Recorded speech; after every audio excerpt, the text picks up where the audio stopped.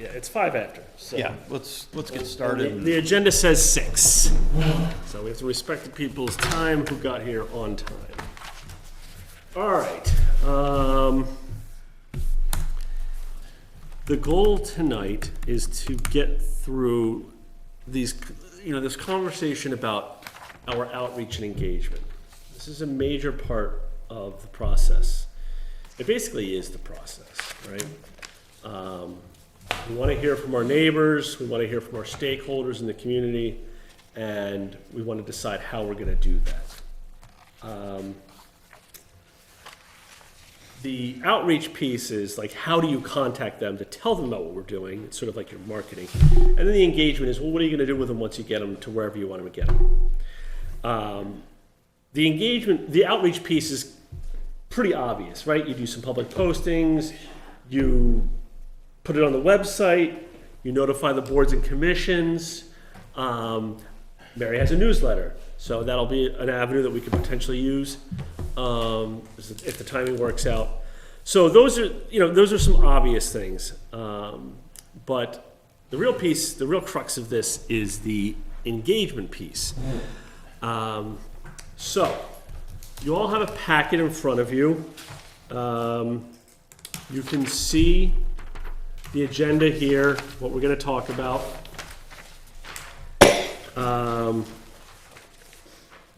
The first one that I was going to go over with all of you is this one. I had done it as a PowerPoint. I just wasn't sure if I was going to be able to tap into that. So I decided to at the last minute to print it off. So I'll just go over it physically and kind of walk you through it. So if you want to just grab that. All right. The first page is pretty obvious. It's just where we are. It's just the cover page, and then the agenda for tonight. All right. So, looking at the next page, these are the examples of engagement.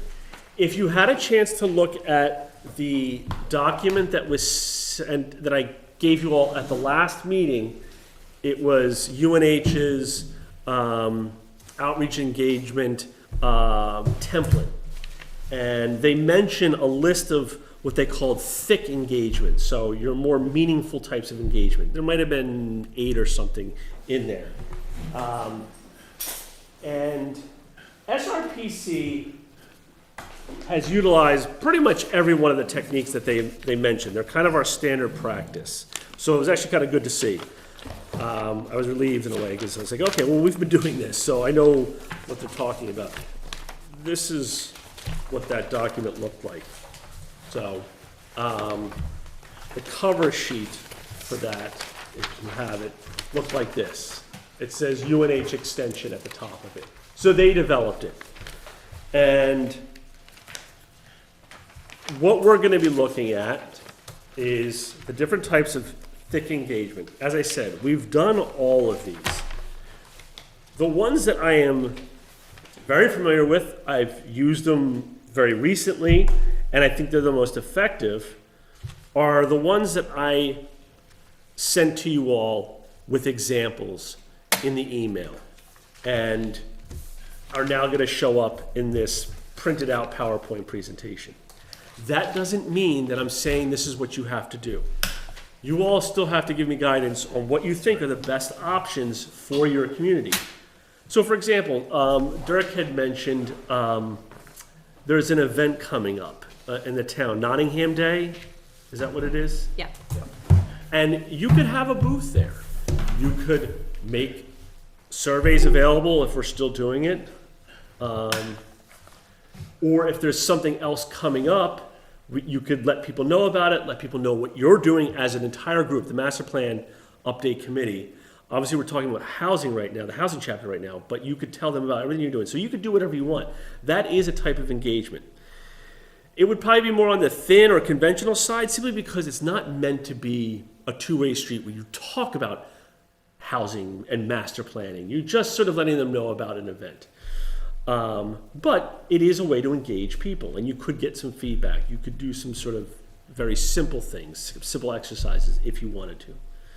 So That's not on my list, but Dirk brought it up, and I thought it was a good suggestion, and we could. Well, what time frame are we talking about? Oh, so we're gonna. I would love to, if the group agrees with the survey, and it seems like people do. I'd love to get that out on the street next month, and that would be the first thing. I think that in the rest of the engagement would happen between, say, May through September. Okay, because we do have some events coming up. For example, Night Out was gonna be a major town event on August 5th. That will be a premier event.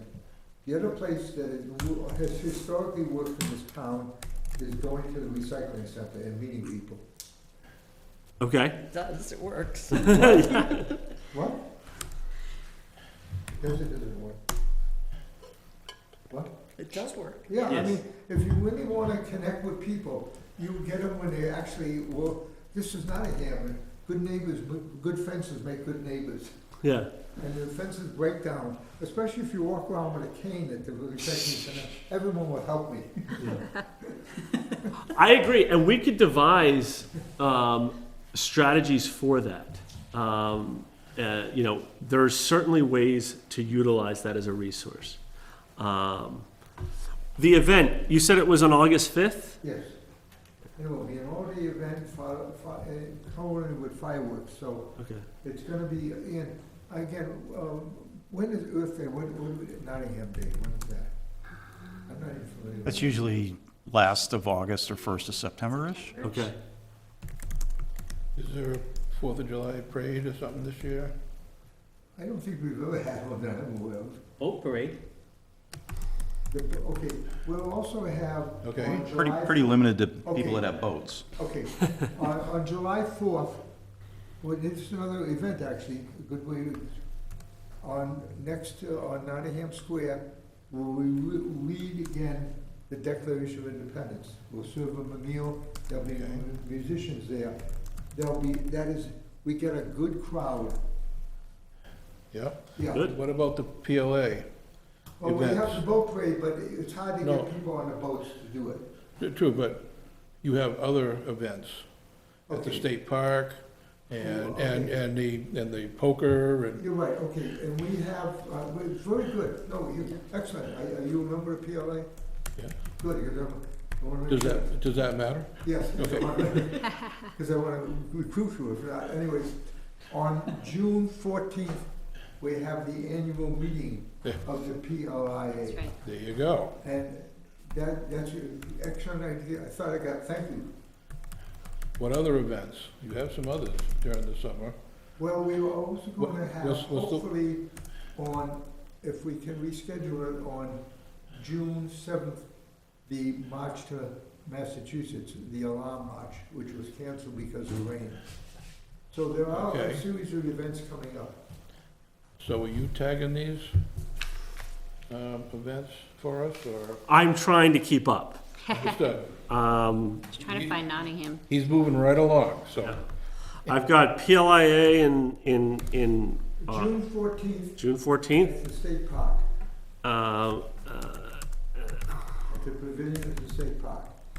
I've got reading the Declaration of Independence, July 4th, 8/5, a fireworks event, Nottingham Day in late August, early September. Yeah, I was trying to find the actual day this year. I don't see it yet. But again, so August 5th is Night Out, and that has been well attended, the police and the recreation one. Okay.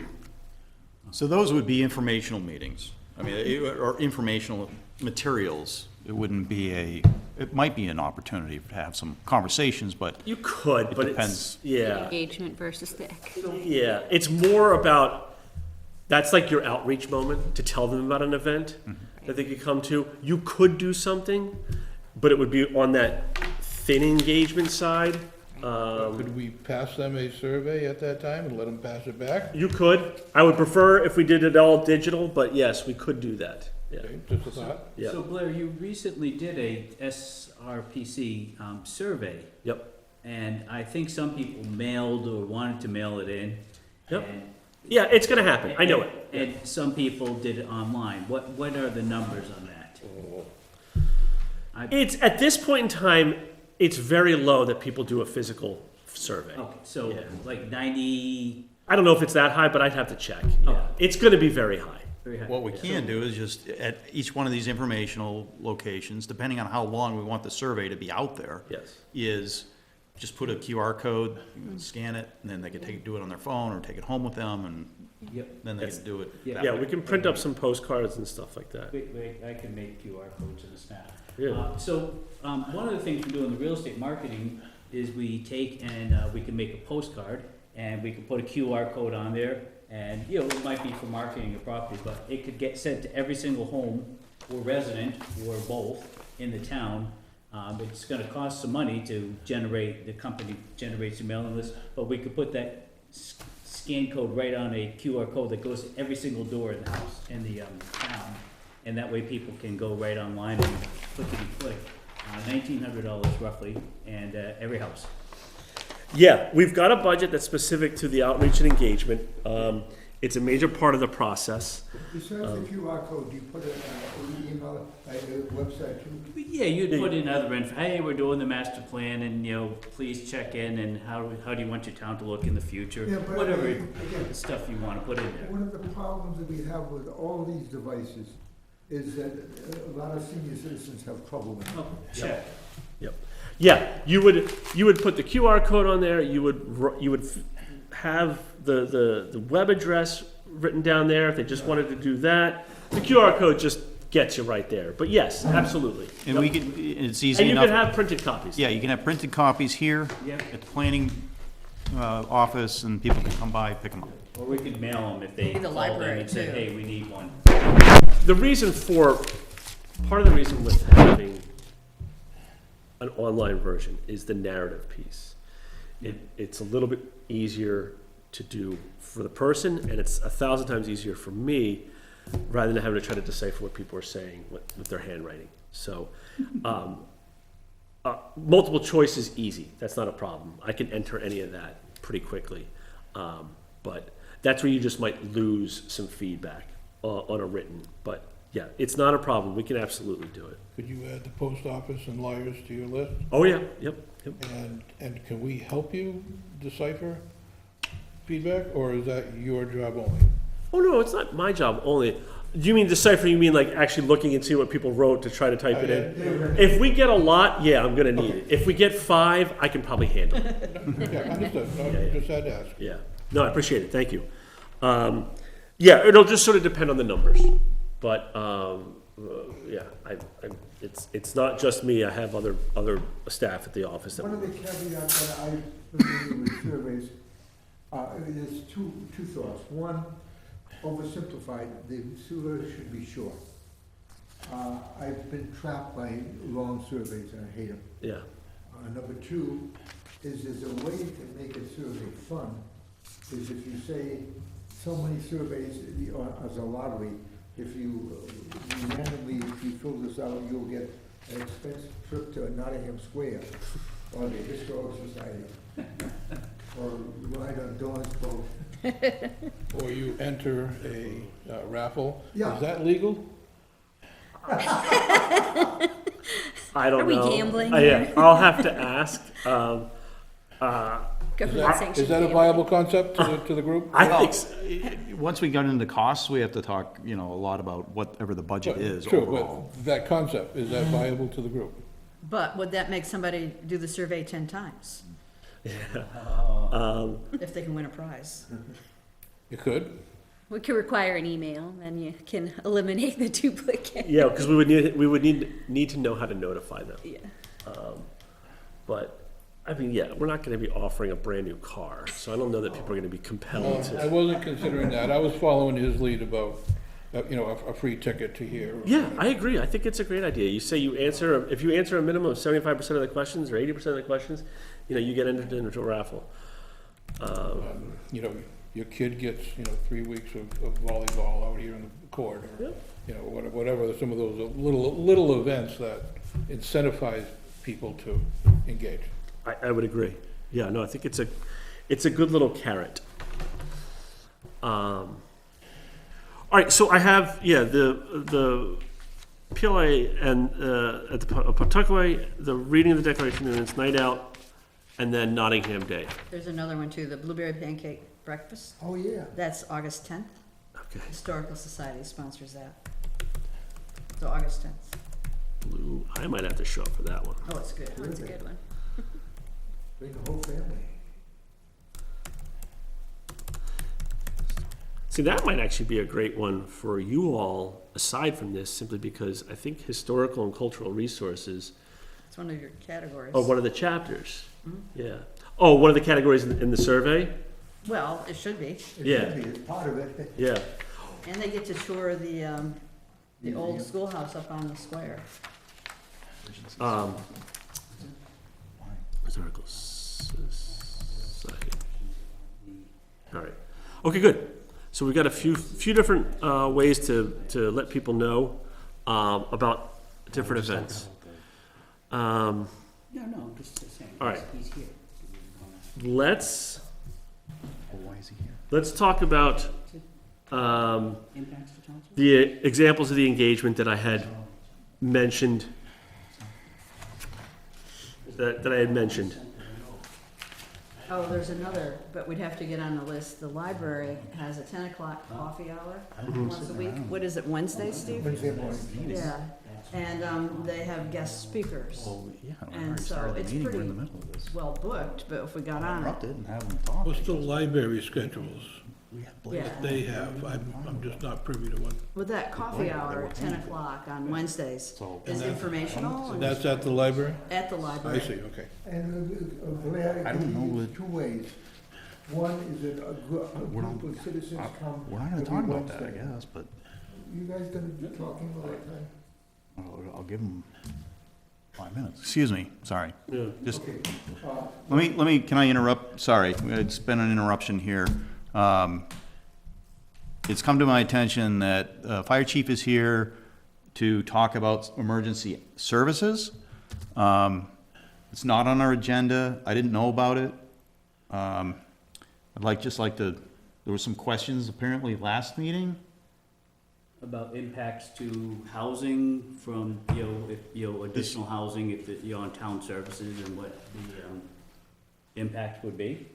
I'm just not sure that right now is the appropriate time for that, because we're Right. talking about the engagement process. So maybe we can move that to another meeting.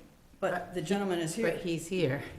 We should listen. But I don't want to spend a lot of our time, that's fine if we have some statements for it. I would agree with interrupting it for a few minutes for him. I don't have Okay. anything prepared, like, I was just asked to come to this, I was not asked to come for any reason. So if you want me to have something prepared on that, I can, schedule me for a different meeting. Well, I guess, so Chris, what's the question you've asked here? Well, again, I believe Alana said, to come on in. I don't know if she heard this discussion at the last meeting, and then I ran into at the meeting the other day, we chatted. I stopped by the fire department just to kind of see what goes on in our town. And, cause I heard, people saying, well, what are impacts to, if we have more housing, there's gonna be more emergency services. If we have elderly, there's gonna be more medical calls. We're a half hour from hospitals. And so I said, well, what will those impacts be, and are we at max capacity in our town right now? So, I've been doing research and data and looking and seeing, so I actually learned a lot about the fire department. We have 2 people on 24-hour shifts continually. They don't live in our town. We have 20 volunteer people on our fire department for calls. We have if there's emergencies and 2 emergencies, we have adjoining towns that jump in, mutual aid. Fire department doesn't charge to go put out a fire, but the ambulance, if they give you a ride to the hospital or something, they actually get paid, so it's an income.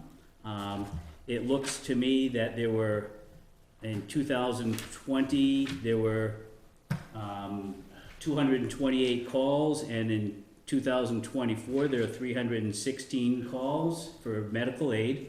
And then in fire calls, there were 31 in 2024, yet 185 in 2020. So what impacts of having 107 more houses over those 4 years, are there? So if I could suggest, get your written, assessment of this impact, so that it's written down on a future meeting, that might be prudent to have. Yeah, because we'll Well, go, it's okay, but yeah, that way you get a chance to, but he probably hasn't had a document what- chance to look at anything yet.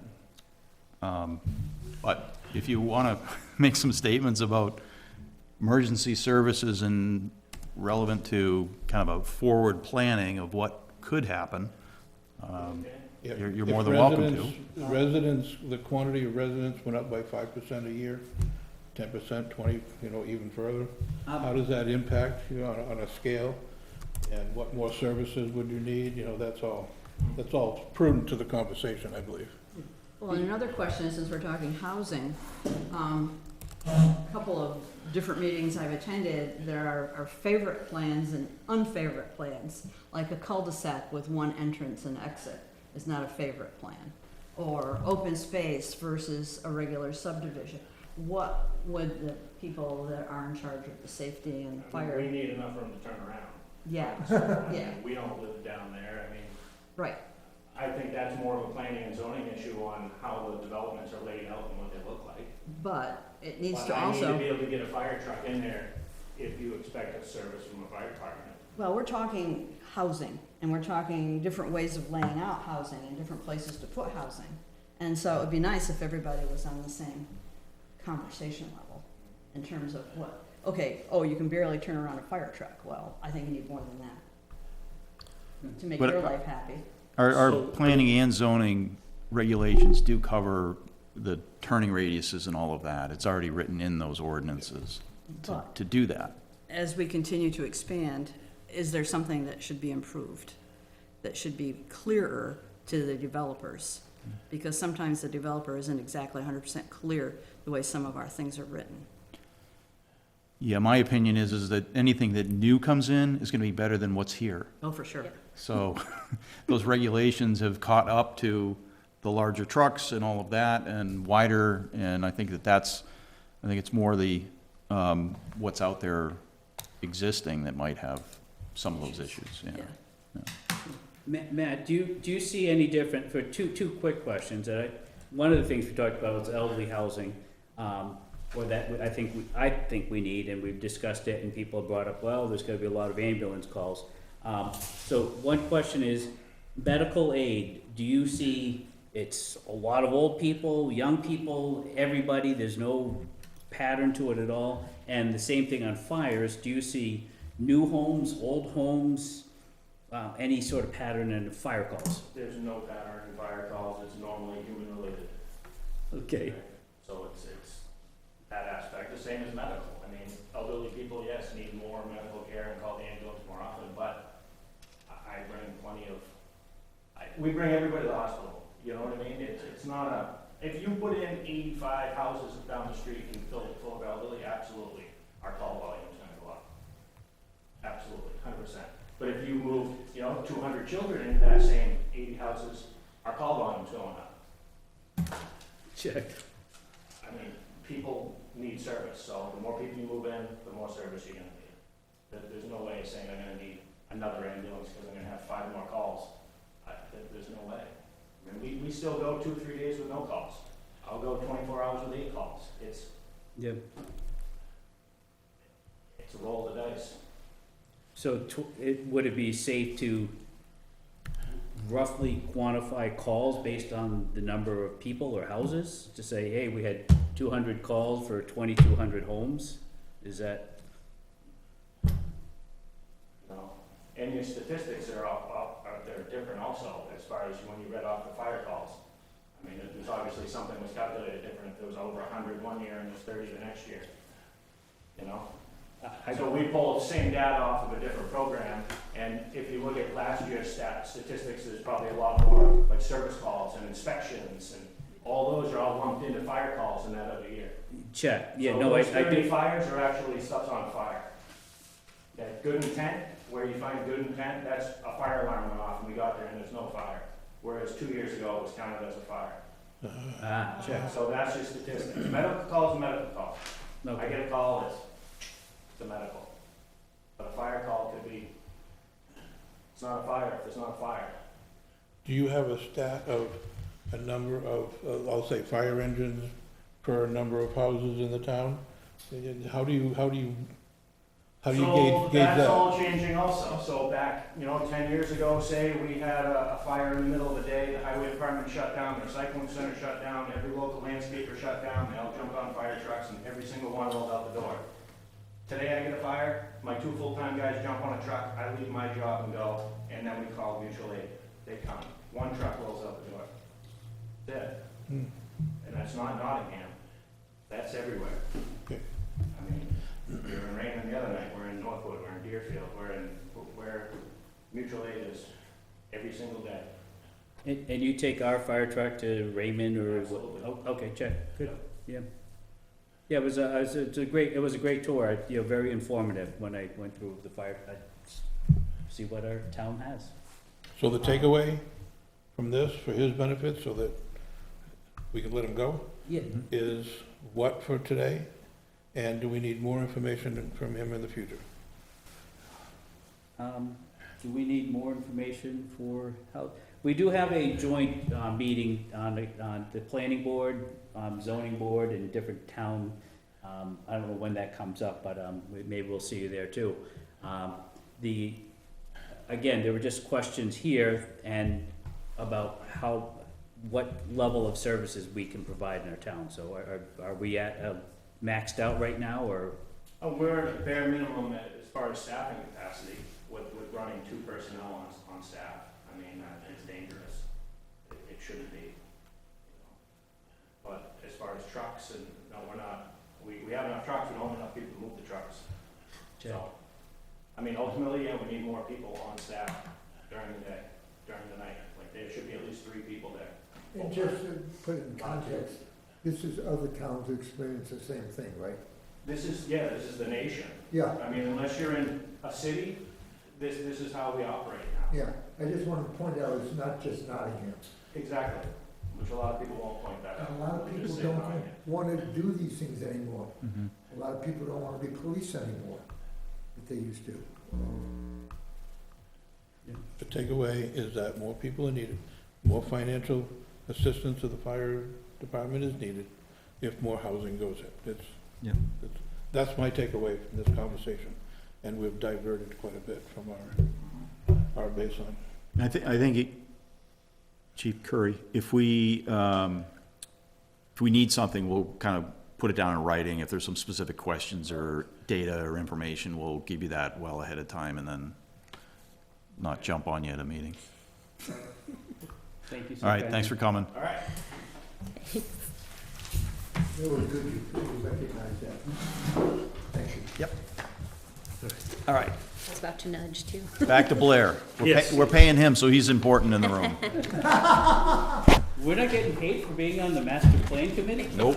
Oh, really? They doubled my salary last week. And I'm showing up. Where were we? Yeah. So we were talking about engagement. Yeah, we talked about the events, so thank you for all of those. And I think depending upon the event, I can work with the little subgroups that we're gonna form about, what event might be good for what. So we'll work on that. But as far as, examples of engagement and then, which is ultimately gonna lead us to what do you guys wanna do? This document put together a list of items. I grabbed out the 4 that we have used: the visioning survey, the workshop, the public forum, and interviews. We've found these to be the most effective and the most, reasonable in terms of a way to do it, to get outreach to the highest number of people and to get the best bang for your buck, so to speak. So, I guess the one thing that was very effective historically in this town is when we got Marston, they had a meeting when they invited the town and they had a series of tables and focus groups. I know it's a form of interview, but we got a lot of good input from the town for that one event. Yeah, that's what the workshop is. The workshop is would be set up as a series of tables where, so like you have like a group discussion and then you break out into small groups. You cycle through the different stations and then you come back together as a large group. Again, that was particularly effective in Boston. Yeah. So it got a lot of people involved, and a lot of people got, to me, one of our goals is to get people interested in the master plan. Sure, yeah. To think that that's important. Yeah, it builds momentum and you also can get valuable information out of them. You can get Yeah. ideas, you can get concerns, visions. Well, brainstorming, I thought. So,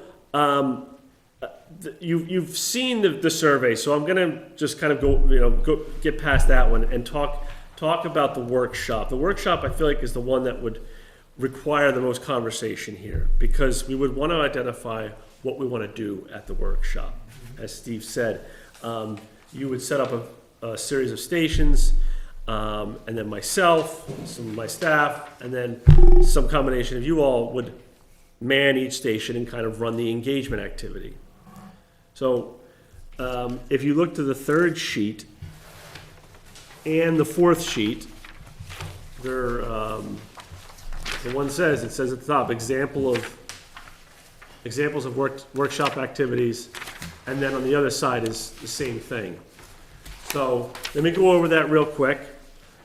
This was taken from doing it in New Durham. Now, New Durham is about 40% your size. They're about 2,000, 2,500. You're 5,000. And we had 40 people show up on a Saturday for 3 hours to do these activities. It was a great turnout for a community of that size. And I list out the 5 different stations that we had there. So you can see the agenda on the left. You can see what we did and how we did it. And then next to it, we've got station 1, 2, 3, 4. This is what we did there, but we had colored sticky dots as a way to place on a map. We had a visual preference survey, which was we showed examples of types of housing, and people would use the sticky dots to say, yes, I like this style and this style and this style, right? Everybody gets 3 votes, or everyone gets 5 sticky dots and 5 votes. And you can show your preference by putting the sticky dots up there. And then some of them, like Station 3, because we were doing, theirs was a land use chapter, it wasn't a housing chapter, but I was talking about the recreational economy. So I had an engagement activity where I was posing questions to them and getting feedback. Like, what do you think about this? Or, what are your ideas for this? So I had a series of 3 or 4 questions, and I would just jot down what people were saying. You hear a lot of the same stuff, right? But that's also valuable because it lets you know if I hear the same thing 10 times, that's probably a good idea or a bad idea, depending on what it was, and how people react to it. Short-term rentals was a big thing for them because they have a lot of lakes over there and they were having a problem with it and they wanted to address it. So there's a gentleman that put together a sample ballot of what an amendment would look like and, engage with people about it. And then the last one was another mapping plan, but this one was done not with sticky dots, but with little sticky notes.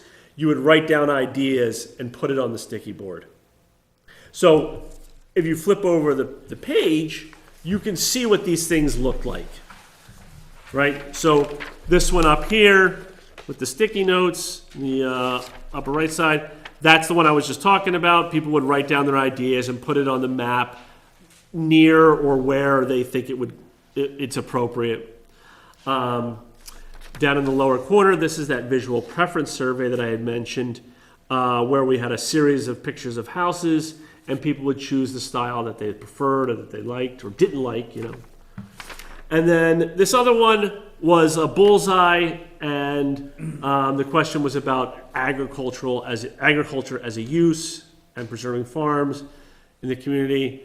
Closer to the center meant I really liked it and it's a priority. Further out, it becomes less of a priority. That's what this exercise was attempting to show. right? It's a good visual aid, but it's also a good data point, because you can count up the number of dots.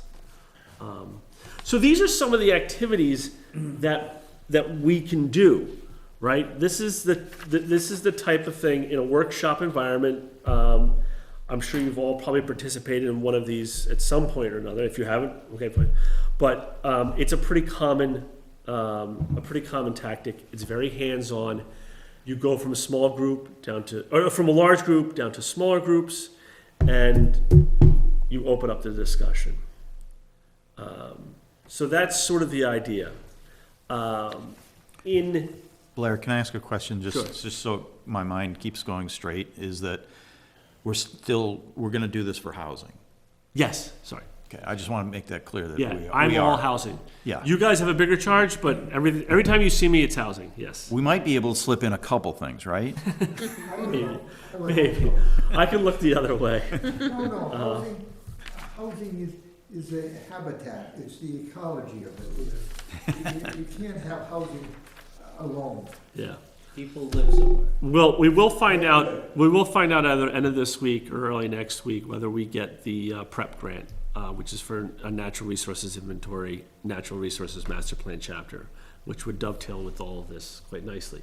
And so if we did do an event like this, it's certainly possible that we could combine the two and have Good. stations for one chapter and stations for another. So that is possible. When do we do the other chapters? Well, the natural resource chapter will be dependent upon getting this grant. If we get the grant, then we'll find out end of this week, next But week, and then we can if we get some. don't, we don't do anything with natural resources? Well, You guys will put have to upon do the town to do it. We wouldn't have the resource of the Regional Planning Commission to help us. So, And how are we gonna handle the other chapters? Are we gonna do same way, those too? that we would like to get grants or funding to have SRPC help us. If we don't, we're on our own, and we learn from what he's done and shows us in the housing, that we can apply that in other places. Yeah. So we would probably take, I'll say, a vote if we wanted to attack something that's not in this privy and not funded. We have a board to opt to go and update the master plan to, on that particular topic, if we vote to do so. Yeah, yeah. Yeah. I think we would definitely need agreement on the sequence of it, what would be next to do, what would be next to do, instead of, Oh, sure. biting it all off in one. Yeah. And like, do we have like a timeline for that? When is that? These can go for years, Yes. or what we hope to do is get a good momentum coming from the housing that we continue on to the other chapters. That's what the hope is.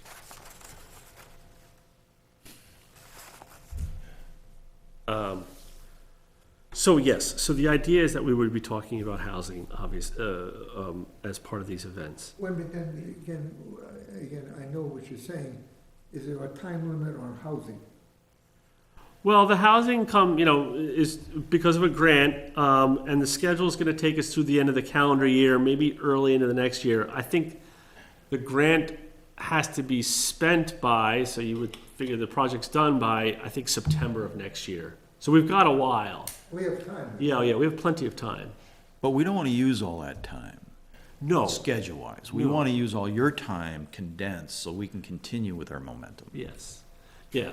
It's when you say what's the timeline, there's two answers. I'm saying we should be done this by end of the calendar year, right? But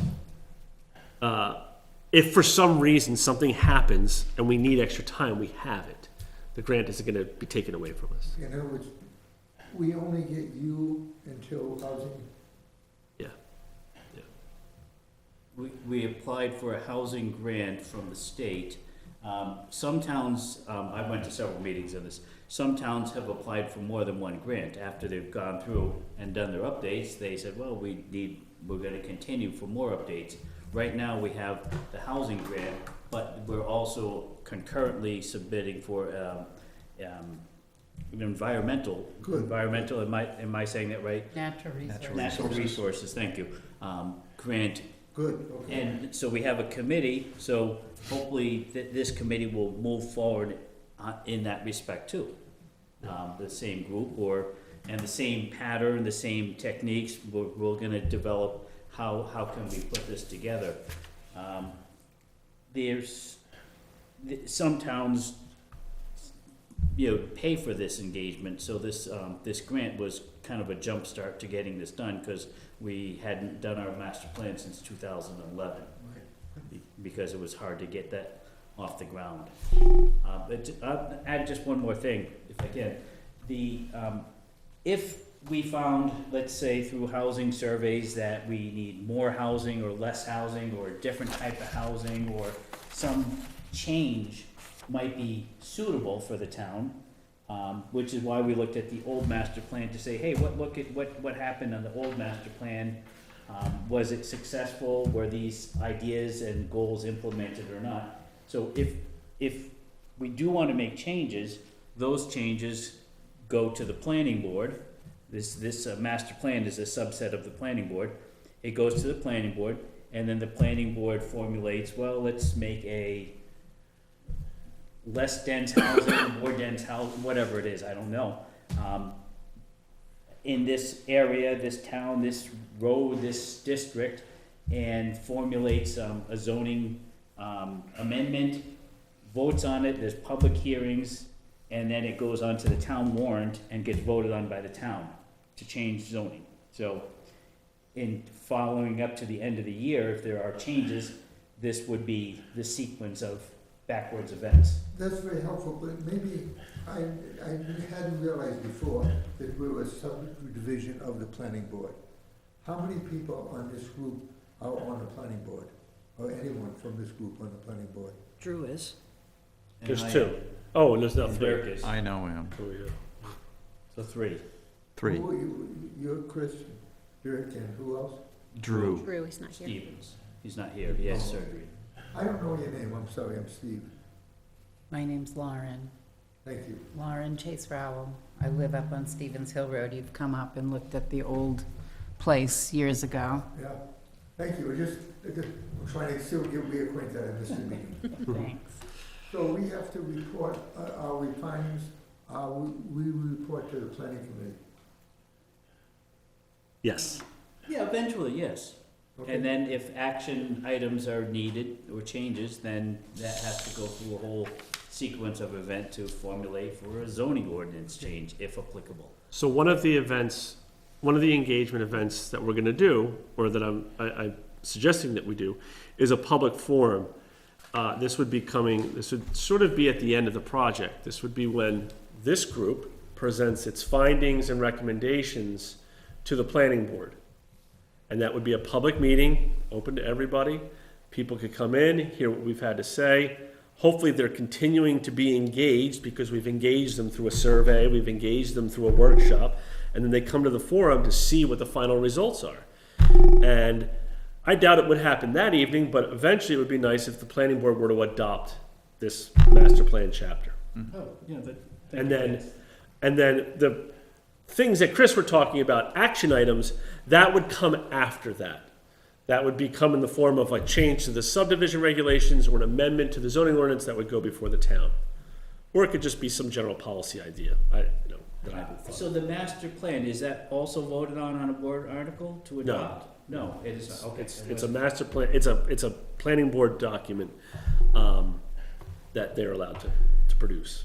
But, Okay, yeah. interesting, thank you. That clarifies it. And so the planning board I'm could not sure choose about to that. act No, on it makes certain it more money to recommendations. me. Sorry? The planning board could choose to act on certain of our recommendations or not. Yes. Right, and that's where your action items are then. That's correct, Okay. yeah. Yeah, well, so there's recommendations within the master plan chapter. The action items will probably stay in the chapter, but at some point you could create an implementation plan that pulls them out and puts them all in one single document from all the different chapters. When you did your 2011, 2012 master plan, you did all the chapters at one time. So it was easy to make an implementation plan that had them all. but you're not doing that right now. So you're gonna wanna have the action items stay in the chapter for the time being. So a person could look at the document and say, okay, they started here and they ended up at these action items. So, yeah. And then it's down to the community to decide which ones to implement. I mean, it's not just the planning board's decision. Anybody can really initiate getting an action item going. One of the things that I always recommend is that you actually identify an implementation committee. If that's this group or a separate committee, fine. If you've only got one chapter updated, maybe you don't need that. But it's good to have people dedicated to sort of keeping you going. And I always recommend having a different set of action items, things that I call low-hanging fruit that are easy, very agreeable. It's a victory, it's a W, you can celebrate it, and it keeps momentum going forward while you're working on some of the more difficult ones, the ones that are going to take a while. And that might be the creation of a whole new section to your zoning ordinance or something like that. But there are smaller ones you could say, just make this one little tweak, right? And that's either you do it or you don't, sort of thing. So that'll be kind of the net result. Thank you, Blake. So in one of the training things I went through here, they did have this, so in our last master plan, we had this downtown district. Let's change our downtown district. Somebody said to me, geez, I wish we had a place to go get a coffee. Of course, we do have a place down here, but, or a place to sit down and have a bite to eat, or a pizza place, or, something in our little village area. I don't know what we would want to see in our village area. In one of the meetings, they had somebody kind of sketch out a village area and said, what if we added this or that? Is a visioning thing, is that? So They called it something, I don't Yeah. remember the name of it. we could potentially do something like that. So there is a chapter that's the land use chapter, and that gets into all the different types of land uses, whether it's conservation land, whether it's agriculture, whether it's forestry, whether it's commercial and industrial, whether it's a lighter type of commercial like a retail or a service business, and then housing, right? And even housing has many different types. You have manufactured housing, you have single-family housing, you have multifamily housing, you have housing for elderly. That's why housing is its own chapter, because there are so many different types of housing. There's a lot of different strategies. You have subdivisions, you have different types of development, different development styles. So, some of the suggestions, some of the recommendations that came to me for the survey, for example, some of that I might suggest would be better suited in a land use chapter. Some of it quite clearly, because it has nothing to do with housing. It's commercial based or something like that. So, there will be other discussions, but that, I've got to keep us focused. Yeah, so housing is one chapter, land use is another chapter, environmental is another chapter. What are the other chapters? Transportation, circulation, historic resources, economic development, community facilities, and energy. Thank you. Yeah. Wow, it's a lot. So, yes, and you can add chapters. People do climate adaptation chapters. So there are different things that you can do, but those are the ones that were done last time. Yep. So, Can we just, I would like to just hold it that, I would like to make sure that we see ourselves as part of the big picture rather than just housing. Yeah, Yes. I think that's important. I Yeah. agree. So that even though you said we're focusing on housing, I would want a consensus that we are gonna go beyond that. Yeah. That's what That's Yeah. my intent. yeah, this group, you're called a master plan subcommittee, because it wasn't just for housing, it's for all the master plan chapters. But right now, with my time, is dedicated to housing. You guys can meet anytime you want without me and talk about whatever these, you can even talk about housing, it doesn't matter, you don't need me. But I'm just saying, I have to be focused on housing, because that's what the grant is. that's helpful. Yeah. So Steve, would you recommend a meeting to do just that? Let's hold until the end. About Yeah, we're gonna talk about all that schedule kind at of the stuff. end. Yeah. Because people have different schedules, and, we can go over that. Sorry. No, go ahead. Sorry. I have to leave at 7 to go to another room. how long do you think we'll be Are here? you going to zoning? Yes. So I don't know if I should just leave my stuff or take it all, and I hate to interrupt. I so mean, I'm we're gonna just be at, quickly- I can't see us getting out of here in less than an hour. Okay, So, okay, so. from now, from From this now. point. Yeah, yes, I'm just gonna leave my stuff here, and at 7 o'clock, I'm gonna zip in there, and then it should take, I don't know, maybe 15, 20 minutes, I'm imagining. So, Aren't you on Okay. zoning? I'm an alternate, I may not be needed. I was gonna walk down there also Oh, to see if I was needed. So we I need too to am an zone alternate down. on zoning. Okay. Are you gonna be leaving? No. Okay. They thought that they had it covered, so I'm going to feel confident. Yeah, let's try and keep it till 8 o'clock, so you guys can come back and, We're not serving breakfast again like No. last time? no. So, So in order to do that, go Blair. yeah. Um, Feel free to run out whenever you need. thank you. Right, so those are the 4 types of engagement that I am recommending. Can you go over the interviews one more time? I haven't gone over them, but yes, I Thank will. you. Yeah. I was trying to get my place back, but yes, interviews. Right, so we did this in Somersworth. Now, Somersworth is obviously a much different animal than your community, but there are people whose faces I see, and Dirk and Chris have seen it, and you guys in the zoning board have seen, right? Chris Berry, for example, you see him a lot. That gentleman that does a lot of the subdivisions, I forget his name. These are people that you might want to interview, but then there's other people that are, say, subject matter experts on the world of affordable housing advocacy. So that's like a subsidized, de-restricted type of housing. There are people that are in the natural resources space that you might want to interview. Because obviously, if you are talking about development of any kind, whether it's housing or anything, you might want to talk to. So just to interrupt, you're talking about interviewing not just people in town, but No, you're talking about interviewing experts in other Experts, yeah, fields. people that have direct experience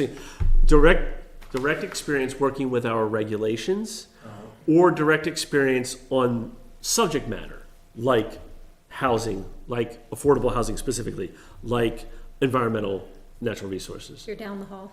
Go to your room. She's coming too. Or I'll tell Romeo.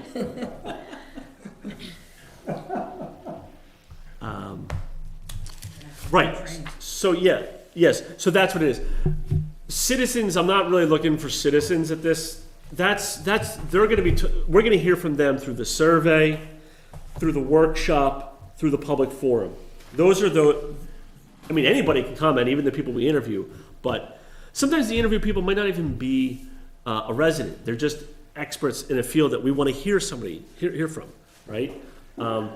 But they have a level of experience with our regulations and can say, well, this one really, hamstrings me, or this one's really effective for this reason, or here's something that I've seen in another community that you might want to consider, right? People can bring things to the table that we don't see. I've done this in other communities where I have done projects like this, and I found it to be very informative. Sometimes you get their dirty little secrets, the little loopholes that you didn't know existed in your regulations. Now, your regulations aren't as complex as some communities, but, in something like Somersworth, you might not know. You have a blind spot. So, does that answer your question about the interviews? Yeah, Yeah. thanks. Okay. So, so those are the 4 strategies that I have been thinking about. If you look this document, it might look a little bit different for you. I go into some detail about what we can do in your community. I just wanted to give these as, this was just supposed to be an example of what it looked like and those types of strategies. But the one that says the engagement plan, because we have to turn this in. So we have to come to agreement on this. When you say we, Well, I have to turn it in, but you have to come to an agreement on it, on what you want to do with it. It's the one that says Nottingham Engagement Plan Draft. Exactly. Okay. Yeah. Yes, because it's a do we have draft. to decide on it tonight? I would Yes. like us to. Okay, it's important. Yes. Yeah. You have Wall Street now- each one of them? Yeah, you can take mine. Here's another one. I was the one that was the lucky winner of 2 copies. Yeah, I thought I gave out a few extras. Here, you can have this one, because this one has holes in it. And it's printed a little bit bigger. It's the same I was thing. gonna it's say, yours looked different, that's why I just- wasn't sure. Yeah, yes. You're printed the I wrong think way. that Mary printed this, and she gave me hers, because mine had holes But in I it. had already taken yours. Yes. Can I share? You Yes. have that one? Yeah, sorry. Do you not have it? Oh, that's all right. I'm sharing. We'll share. We're sharing is caring. No, because this week. I hope to be back soon. All right, Kevin.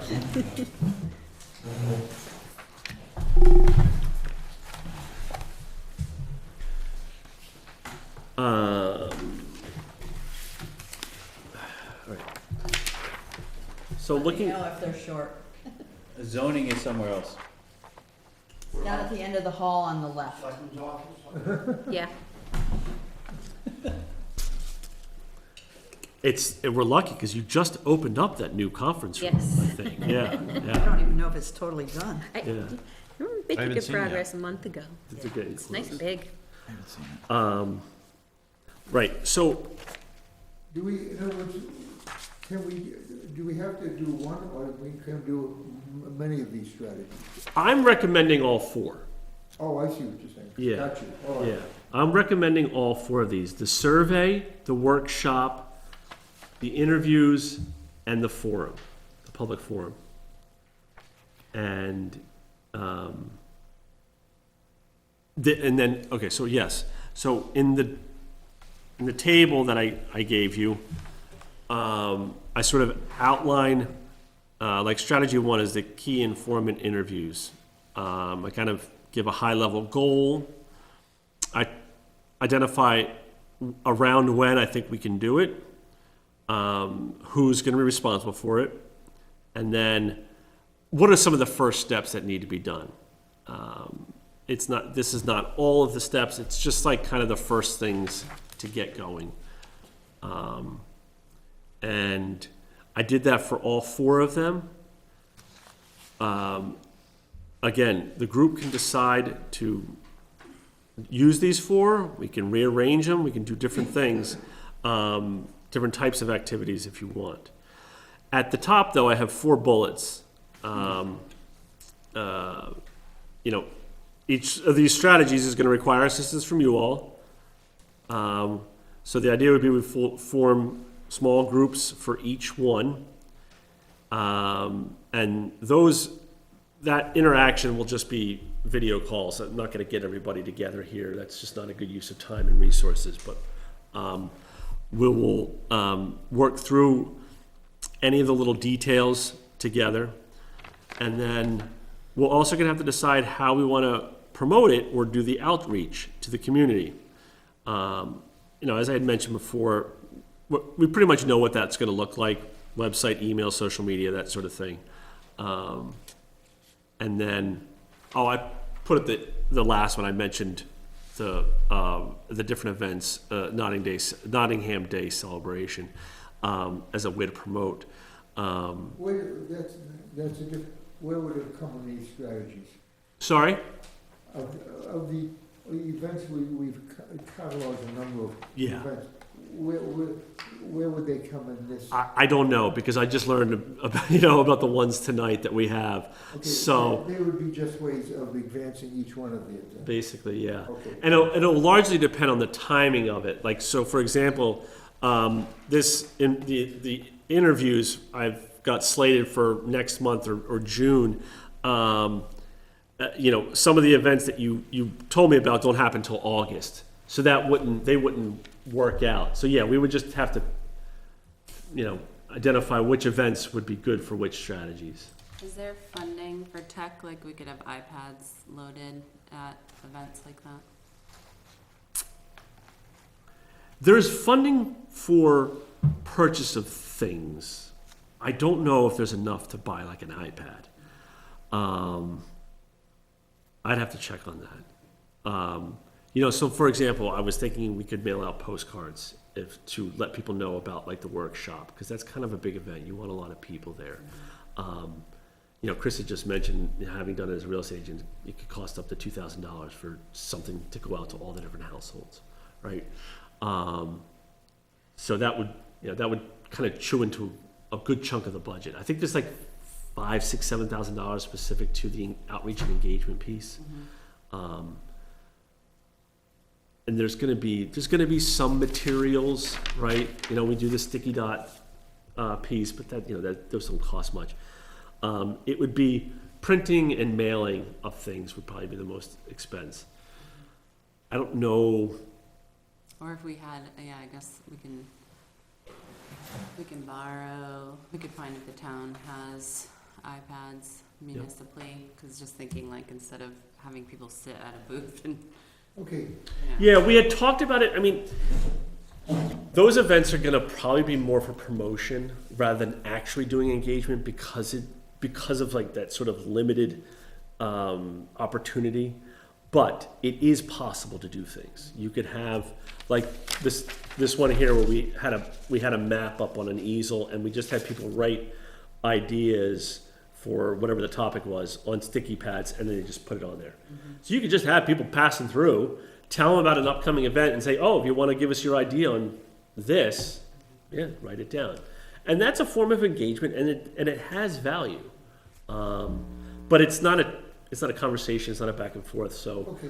Let me rephrase it. I like the idea of being able to show the flag at these events and getting people. Is a great way to tell people what we're up to. Yep. But it seems to me is that we need to look at these different strategies. It would be important to know when you want to do the workshop. In other words, do you want to do it, in other words, do you want to use the summer to get enthusiasm? The survey you can do all the time, but Yeah. I'm just trying to think in terms of strategy. I would recommend a survey early and less long than the one you recommended. Yep. Number two is that the workshop be later on in the fall. In other words, the chronology would be important. Yeah, I had outlined that basically the survey and the interviews would happen in May and June. And the workshop could follow right, not long after that, sometime in the summer.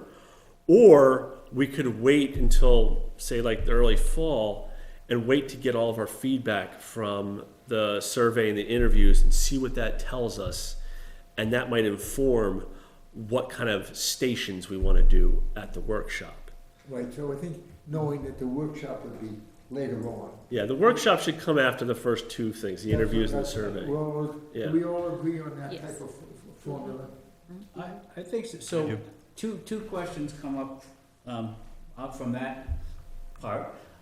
When you mentioned kind of engagement, interviews first, and then mentioned the survey after, potentially, or very soon after. So two questions come up. Where does the survey, you mentioned iPads, where we get a scan code, we get it on our phone, our computer, or email, where does that data land? SurveyMonkey. That's the platform that we use. And you have access to that to compile that survey data? Correct. Yeah. Okay. Yeah. And they could do narrative or multiple guess Yep. choices, ranges. Yep. Lots of different things. Sorry. Oh yeah. It's a very powerful tool. There's a lot of presents it in graphs and pie charts. Yep. Yeah. Okay. yeah. There's a lot of different ways we can ask people to give us feedback. You can have maps where they place little pins. You can do, a simple binary yes or no, or you can have, you pick your top three. You can give them a list and say pick one. You can give a strong, do you have strong, neutral, or bad feelings on a particular topic? Yeah, there's Okay. anything you can imagine in a survey we can do. I did look at some surveys, and I read, I got some from Sarah Reitzman. Yep. And I'm actually read their completed surveys for other towns, and they're quite interesting how the questions were asked and the responses that came out of those too. So it kind of makes you think a lot about that. So it's how you ask a question, what you ask is you know? Absolutely. Yeah, and I think the survey should be high level. This is a visioning survey. This should be an opportunity to kind of get people thinking about housing and thinking about their community. And then you use the workshop to get into a little bit more detail. You can tell me differently, and we can go after like ideas and say, no, I want to know, do you want this or this? You know, right? We can do that. There are some of the questions that I have in my draft survey that are like that, but there's a lot of them that are a little bit higher level. Primarily because you'd be surprised. I can ask a question to 5 people, and they will interpret it 5 different ways. And without me being able to be there, or any of you for that matter, being able to say or to clarify a question, or explain it further, yeah, I'm not a survey writing expert, right? I've done this. I've got an idea about how to do it, and what other people have done, but it's a way to just sort of, it's a touch point with your community to try to figure out, what are they looking for? Can we, on the survey, can we just clarify the purpose is to, understand from Nottingham what the desires of what our housing chapter looks like, and which will inform recommendations for planning and zoning? Well, as I just said, I feel like it's an opportunity to be much more higher level, like a visioning survey. But we can ask specific questions that get more down into the. What do you mean by visioning? So look at some of the example questions that I had put forth in the document that I had sent out to you that looks like this. All right. So, the first 2 questions, the narrative ones, are intended to be, a bigger picture. What has been Nottingham's experience with housing development proposals? How have you felt about recent housing development projects in Nottingham? Right? That could be any number of things. People can interpret that any number of ways, but you'll get some good responses. How do we measure success as a community regarding housing? Right? Again, whereas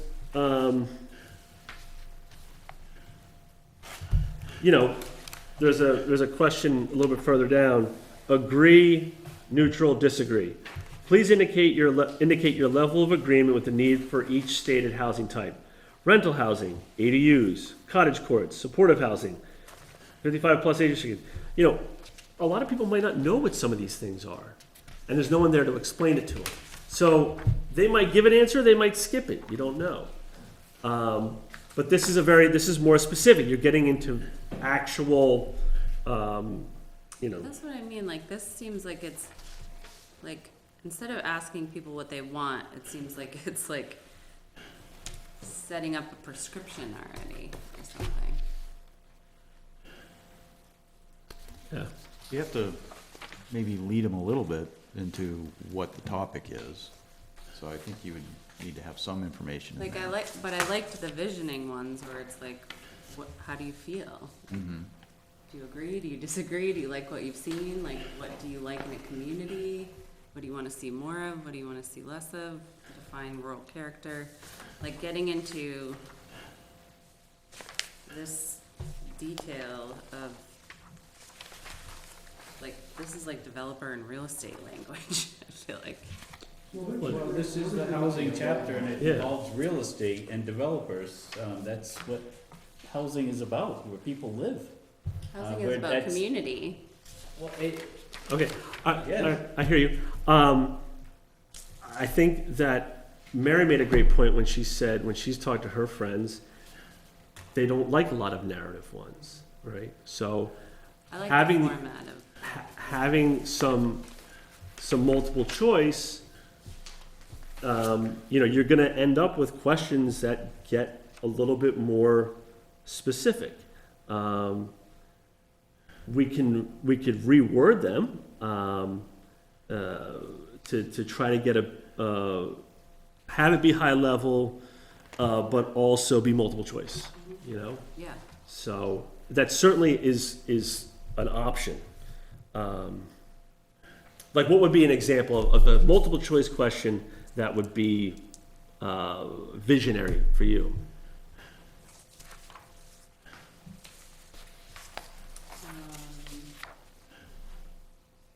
What has been Nottingham's experience with housing development proposals?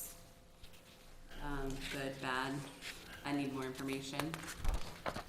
Okay. Does that help us though? Does that get us anywhere? Do we learn anything from that question? So we don't know what's good or what's bad. Yeah. Yeah. I mean, it's all well and good. We could ask people. I don't mind like having, like, I think these are great. I actually loved all the narrative questions. My thing was like streamline approval for accessory dwelling units or encourage, some of these are Which just. sheet are we looking at, so we're all clear? This one right here, Steve. The one, total 11? Yes. Okay, that's the one, okay. Yeah. Where are we at? We're looking at the survey questions. So we're starting with the one that I put together as a draft. Yeah, the 11 total, okay. Or tell a story of somebody that, can't find a house or something, like, what is that? Yeah, That's not Nottingham, unless we're saying, tell a story of someone in Nottingham that couldn't afford a house and why, or something, or what you would wanna see for them. I don't know that we should be asking people to tell other people's stories either. Well, that takes it away from them, Well, I what if guess. they have children that are looking for a house, or an elderly parent that lives in the town that wants to downsize from a 4-bedroom They colonial should with take 5 this acres? survey. Where do they go, you know? So there are some housing needs. Identified some stuff. There's, you know, we have 23 average houses per year in Nottingham. okay, no, we're Yeah. not doing data. We're not doing data, Chris. Going through the data right now. So I agree with the. I think it's important to hear people's story because, you know, that helps us understand where the struggles are, where the pain points are, right? A person's story. I don't think we should triangulate and have people tell other people's stories. Because then we could fabricate stories or just be like, I heard this thing, it's anecdotal, the person doesn't even live in town. So I think we should keep it But focused on. I think that's kind of the point, right? They don't know, like I know a family who tried forever to find a bigger house in town. When their family grew, they couldn't, they ended up going to Barrington. So I think that's like, that does become important, I think, in Nottingham, you know what I mean? Like, that person isn't here to tell us their story, but like, I happen to know them, I was friends with them, so The I other think story- that's what, you know, I think that's what that question's trying to capture, like, are there certain situations The that other story- represents a need? Yeah, are there families or people that are trying to move here but can't because something doesn't Well, exist? the story I hear all the time is you can't find a rental, Right, yeah, Yeah. and so they move to Raymond. Yeah. right. Or divorced families that are trying to stay both in the same town, like those, I think those are the kind of stories that do become part of the picture of, you know, what are we lacking here? What is the need? Oh, so, what is the goal tonight? Are we gonna come up with a survey tonight, or, I feel that we should, kind of, the survey is one of the key parts of it, right? Yeah, so there's two goals for tonight. One is identify the types of strategies that this group wants me to put into action to get going for this housing master plan chapter. I put forth 4 strategies that I think, you know, I recommend 4 strategies out of the different ones that they had identified in this document. I have a lot of experience with these, and we have found that these bring us back the best results.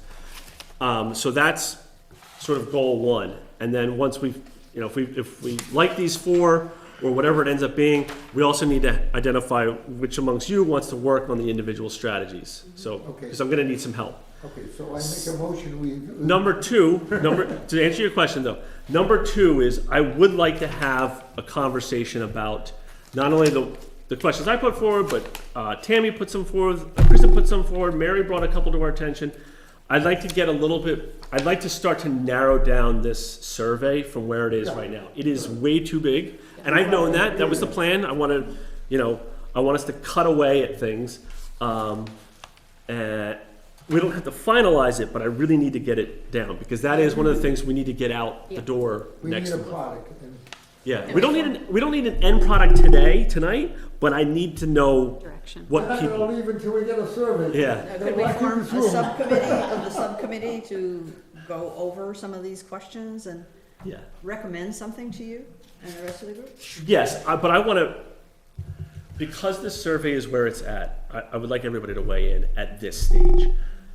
Let's say I have, my own one has like 20 questions. Yeah, is there like a magic number? I know Steve has I know. said it too. Is there, yeah, is that 3 minutes? Like, So is, that someone will actually take it. yeah, when are we gonna lose engagement? 3 Right. minutes for a survey?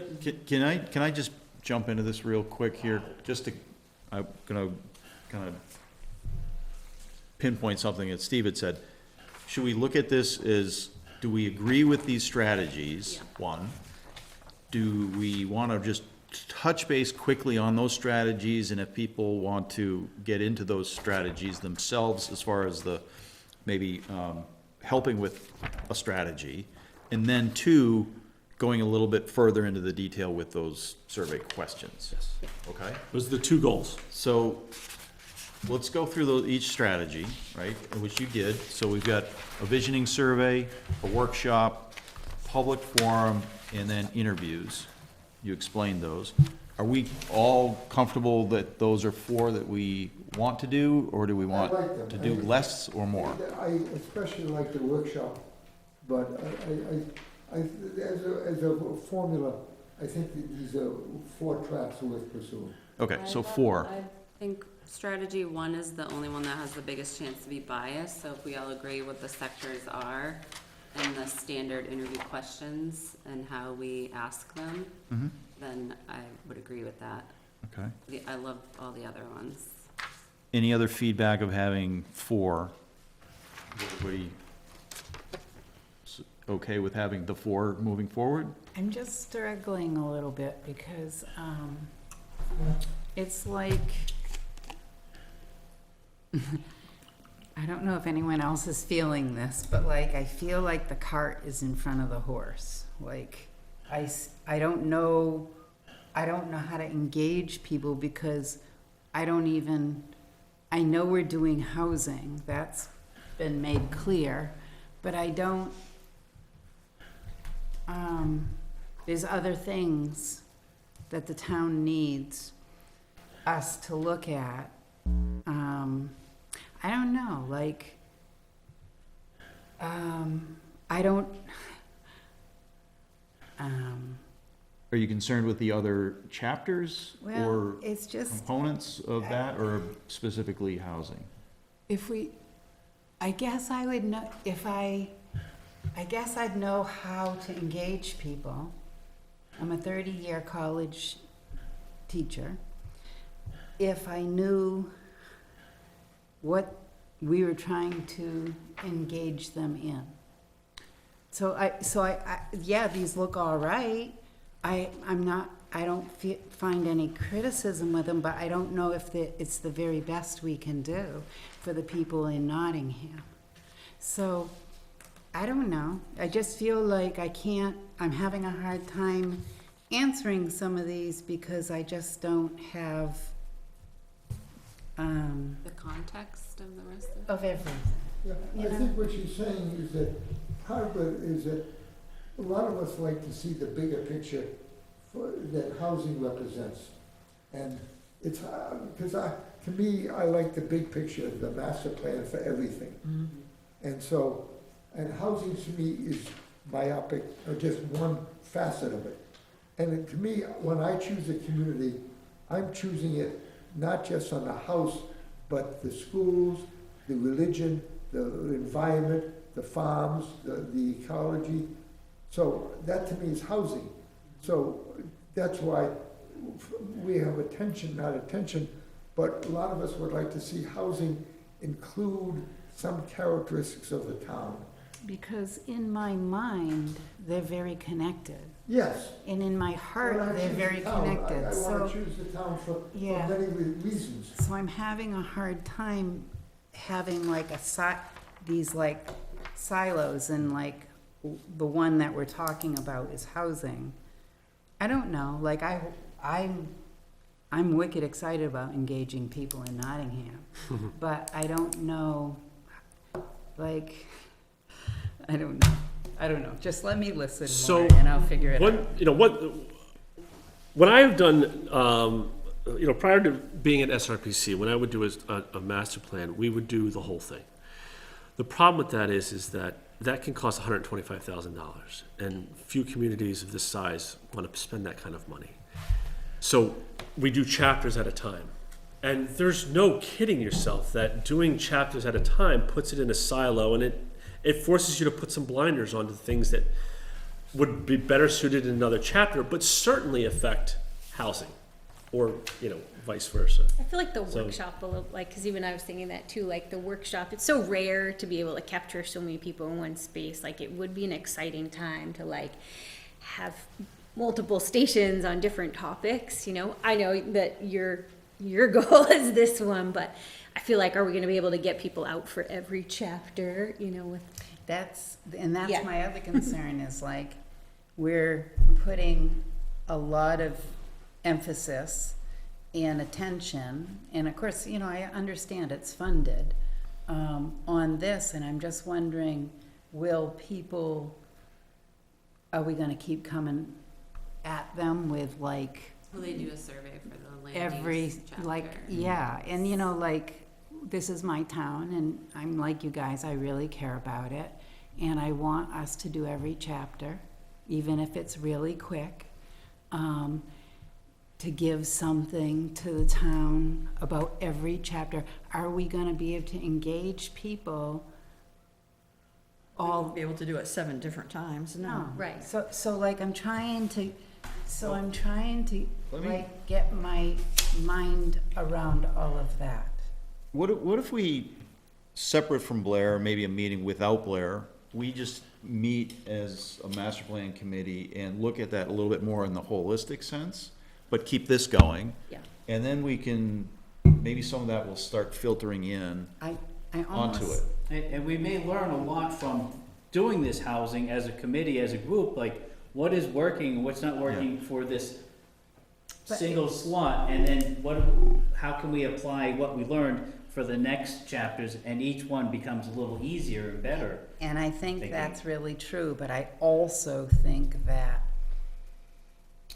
because this is a format, that we might lose some of the imagination, and we might lose some of the, okay, so. I think we have the ability to revisit even after Blair's gone, if like, maybe we get to the conservation chapter and then we're like, oh, well, this kind of a little bit changes the scope of what we just did on housing, and maybe we still have the opportunity to go back, Well, I right? think Back you're- and We forth. can ask questions like, What what do you I've been like, having this. why did you buy a house? Why are you here? What do you like about this town? What would you change, if you could change something, if you're gonna move in the Right. next 5 years, where would you Right. go? What would you do? That's one of the interesting things I looked at on another surveys. They had a lot of people said, well, I love my house, I'm gonna stay here forever. Some people said, I wish I had more land. Some people said, I wish I had a smaller house. Some people said, I want all one level living. So, there's some visions, and I kind of moved from the number of houses, how many houses do we need, to what kind of houses, and more, why do you wanna live here? Where are you gonna live, in this town? I think you're articulating, it's like I've been having a hard time because it's so focused on housing instead of community. I Yeah, guess. I think that might benefit us if we just, we have a document, right? We have a master plan document that we can use as a shell, and maybe we can just go through in a meeting each one of those chapters and just kind of maybe storyboard what those might be, or talk about those a little bit more, so that everybody has a little bit better comfort on talking about whether it's housing or whether it's, Because I guess that, like, I've done a lot of this work, okay? And I guess where the real nuggets come, maybe you'll agree with this, Blair, is in what emerges from the process. And I'm not feeling like, well, it's still early. And I agree with you, Chris, that good things can come out of this. But I'm really looking for the magic and what emerges as this group tries to do this really important task to this town. So I guess I just have to be patient and see if things emerge, because that's where the action is. Like, it's not rote, it's not what's happened in another town. Experience is awesome, but this is our town. This is unique, this is a unique opportunity, and the emergent qualities will come from our process. That's how I feel about it. It doesn't mean that it's the way, but Yeah, and I think that's what the engagement activities Right. should do. That's the whole point of them, is to try to get at, get to the community and say, what are your thoughts? Give us your feedback. And that's the idea behind the engagement, is to hear from the community. Even something like those dots on the map, for me, like, if everybody's sort of putting all the dots in one area, like, I'd like to keep housing here, and then there's a whole area left untouched, I feel like that kind of gives us a guide to our next step. Like, okay, well, what do people want to see in that space that they didn't put housing in? So I do think it is going to emerge. That's why I think so many of us like the visionary questions, because I do feel like the answers to all these things we are doing will kind of give us the next. And then I would say that if 40 people come, that would be a good number, wouldn't it? Great number. We had a lot more for the community profile. I think we had like 100 something. But then we would want to make sure that we mind more than 40 people in this town. Like we've got we can't rest the next 10 years, 20 years on 40 people who show up, who are active, who happen to have that Saturday free or whatever. It's just not good data. I think that's why we have It's the four interesting. Yeah, different it's strategies, not- right? It can't be treated as, so you see, this is what 40 people said, because it's the 40 people that had the time 10%. and the ability to show up. Like I said, in the first meeting, was that the outreach piece is to try to get us deeper into the community and not get the people that are going to show up who are housing secure, they're very comfortable with where they are, and which means they have the means and the ability to spend time on a Saturday to not work They or not. also deserve to have their voices because they've invested in Nottingham. Yeah. to live here. I'm just saying they're not the only voices. Right. Yeah, I yeah. think there's a compromise. I don't think there's a disagreement. I think we're just trying to move things forward with the conversation about, I want to get to a plowing. So, I like the word envision. That comes up many times. When I think of housing, it is still, what I'm saying is that some of the questions will violate the rules and at least touch on something to do with how we envision the town, how we envision why you want your house in this town. Yeah, Then we can also trumpet the idea of there's some concrete reasons. Now, for example, we chose a house, my partner did, it's because we're getting older, we wanted it all on one level. So those things like actually do with elderly, and housing does touch on many different things, and I think we've seen it too much as a silo, and we don't want to see it as a silo. yeah, I mean, I would agree. Like, it's doing it this way, a chapter at a time, forces you to put some blinders on. Because you've got to set guardrails. You can't just keep letting the scope creep out Right. further and further. Not Otherwise, quite a circle you will down the never get drain. this done. Yeah. And maybe that's why it hasn't been done for 14 years. Because, of these things. Like different opinions. It's exactly, yeah. I think that yeah. it's really important that we are all really, I think Dirk just said, to really look at these four strategies, and do we feel that they're the best way to get the biggest voice and help set up the vision for the next, like, chapter, so, and I think these four do have a good, I don't know if anyone had an opinion on a Yeah, different these are strategy. fairly proven Yeah. methods of doing that. I think we should make a motion to vote on these four methods going forward, and then we'll work on the elements of each one of these at subsequent times. I second the motion. Thank you, sir. I don't know that this is a voting board, but Let's act like a board. but I'll ask it in a different way. Is these four strategies good with everybody moving forward at this point? What are the other strategies? We don't have, Well, these are they're these They are were in the the, document that document, that you the- got last week that I've referenced. Right, Five because I've times. seen them, I know I've seen them. Yeah. So, Okay. I mean, so like, a lot of these are one way or another the same thing. A community forum, World Cafe workshop, the focus group and storytelling and interview, they're all engaging with people, you know, on a one-to-one, whereas a survey is you send it out into the ethosphere and it comes back to you. Asset mapping is a little bit technical. I don't think it's germane to this group, to this chapter. You could use it for other chapters, but for this one, I just don't think it is. So that's why I've chosen these, or I'm recommending these four. So, Blair, I see, because I know Steve, you're gonna be there. We have this PLIA meeting on June 4th. How do you spell it? I don't know. Tuckaway Lake Improvement Association. I have a hard time with it. One of those things. On June 4th, and there will be probably 150 people there.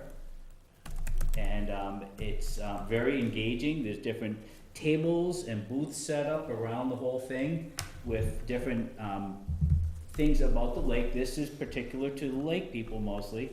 But there are 568 houses on the lake out of about 2,220 houses, so it is. what's your point? My point is, I think we could do this engagement strategy one with a big board with stickies and dots and things like that. I see that can happen. I don't think that's the right venue for it myself. I really don't. Yeah, you're gonna get a very small, Yeah, you're gonna get very biased people. And I think that, Well, frankly, this from my is an point, interview from a informed group. okay, I feel Group. Well, that, I would But a see, group I would only. see like if we had the survey done, and I just dated myself with iPads, you can have a QR code. People could just do it on their own phones, Yeah. but, like, that seems like that would be a good opportunity to be promoting the survey, and the survey. Yeah, was yeah, meant- promotion of it survey. is, That should yeah, be promoted. yep. yeah, reason I disagree a little bit with it is that one of the things that annoys me most, and I do everything I can to counter it, is the lake versus the town. And I think that reinforces that, what you're saying. I like the idea of, we can use that meeting to trumpet the survey, period. And to say that the master plan committee or working group is going to be involving the community in several activities in the future, and please be aware and participate. Something like that, you know, rah, rah. Yep. Go master plan committee. it is, it's a great opportunity for you to speak to the And we have community, to t-shirts say, and hats with right that. now, we're working on the housing chapter, but we're eventually gonna be working on these ones, and we're gonna want more people to join us or be a part of it, you know? You may decide that you wanna have a subcommittee of your group for each one of the chapters. I've seen communities do that, Stratford just did that. Probably what you just said, we rephrase that. Have us, you guys, like, you're in charge of the transportation chapter, you're in charge of the energy chapter, something like that. And you work amongst, you know, you work as like subgroups within your group. It's one way to do it. It helps with burnout, Something Yeah. might get done, yeah. So, all groups. do we think the four recommended, strategies are the way to go? Do we wanna add anything or take anything away?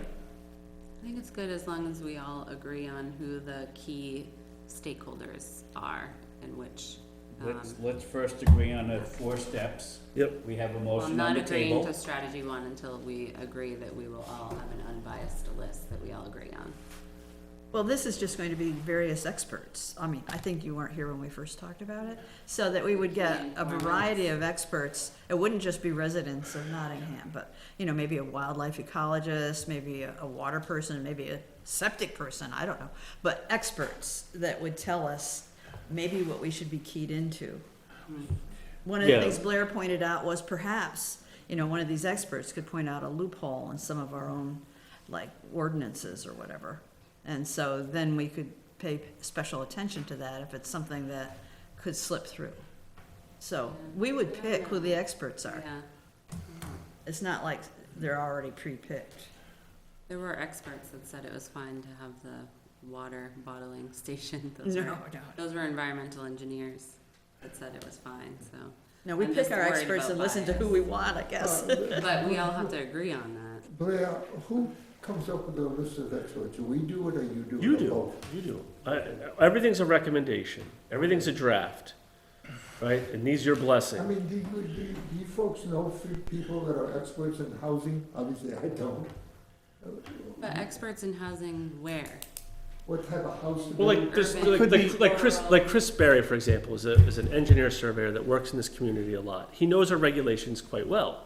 So, He's also biased.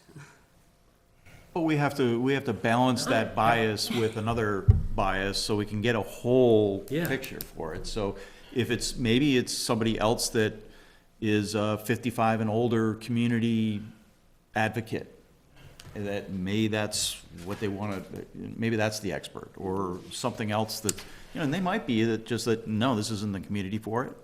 Or, you know, in the case of a developer, it's just the information that we can get from them that we can use.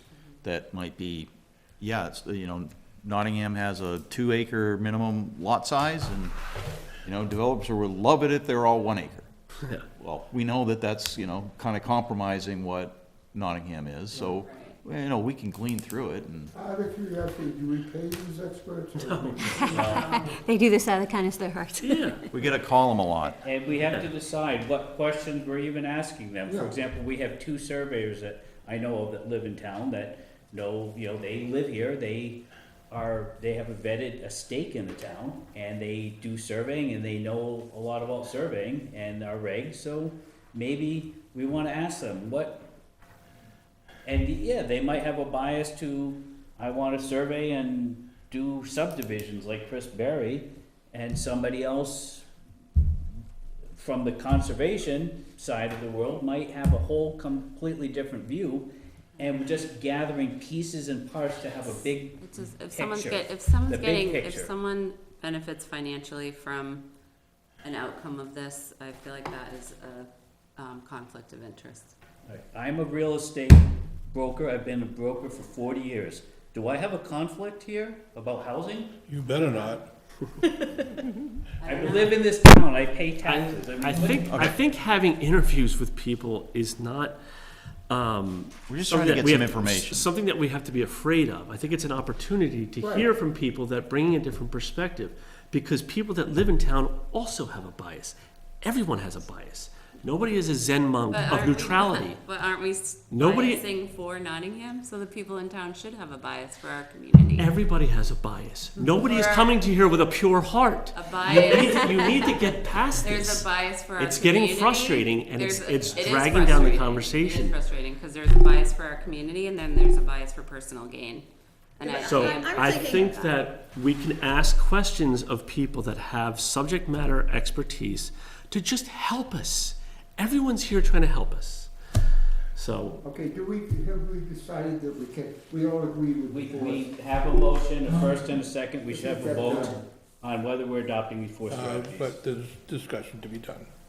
So we ought to go one by one, I would recommend, Mr. Chairman. Yeah, I We mean, do I that. don't have a And if I. issue with that. if I I'm not could, sure I'll- that we're a voting board, but we need to move need to on. move If forward. if it takes a vote to do that, we'll Let's- do that, let's- but, So if I could but ask. go ahead. If I Let's could go ask around the for- table and That's get what we'll those do. views. Kevin, you're first. I do agree to accept the strategies 1 through 4. Strategy 4, demographic questions. I don't see the value added, so that's my input. Other than that, I'm good to go with the 4 strategies. Okay. Lauren? I am happy to go with the 4, but I would like to say that if we come upon something that emerges, that we can add in a 5th one. Yeah, there's no reason we couldn't. Yeah, there's no reason we couldn't. Thank you. Yeah, I like these 4 strategies as well, and I share the same sentiment as Lauren there about Okay. maybe something will emerge, like, hey, another way to capture this better. And I'm comfortable with these strategies, is all of them. Chris? I'm good with all these strategies. I think we need a little work on next steps, which will be some of the questions in the interviews and the We'll survey. refine it, But we'll yes, refine it. Yeah, so I think starting here is a great starting point for our next steps. So, yes. Chris? I'm fine with all 4 of them. We're agreeing on who our experts are and that we develop unbiased interview questions and a style of asking them. Okay, I agree, and I'm already thinking which ones I want to volunteer for, so. Mary? Yeah, I think that it's a nice variety of ways to access information and to compile data. Some of it's more formal and professional, and some of it's kind of like the sticky notes is fun, people aren't threatened. And if you can do it without somebody breathing over your shoulder, you can sneak your dot up there and be good to go. So I really like the World Cafe concept, and I like it, the whole thing. I like a variety of experts because having been on the Conservation Commission and talking to a lot of different developers, there's a lot we need to know about how they think and how they move forward and what would be best for our community, and it fits in with housing and land development. So, yeah, and we just need to be flexible.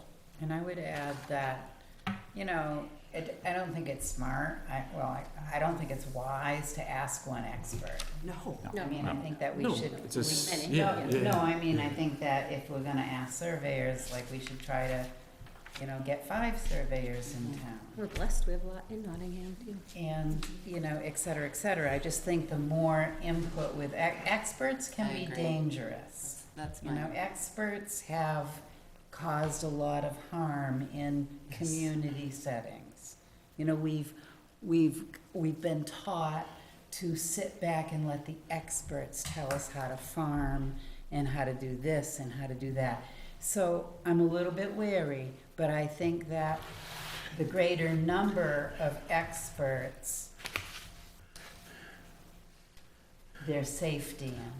And I also think that somebody can have really valuable input because they're like, because they might not have credentials, but they're an expert because they have experience. Well, we pick the people, so we'll decide Yeah, if they're we'll- credentialed or not. It's up to us. I'm just, because like I know how this might normally go, is you look up all these people who have businesses. If we think that this topic is too radioactive, I'm fine cutting it.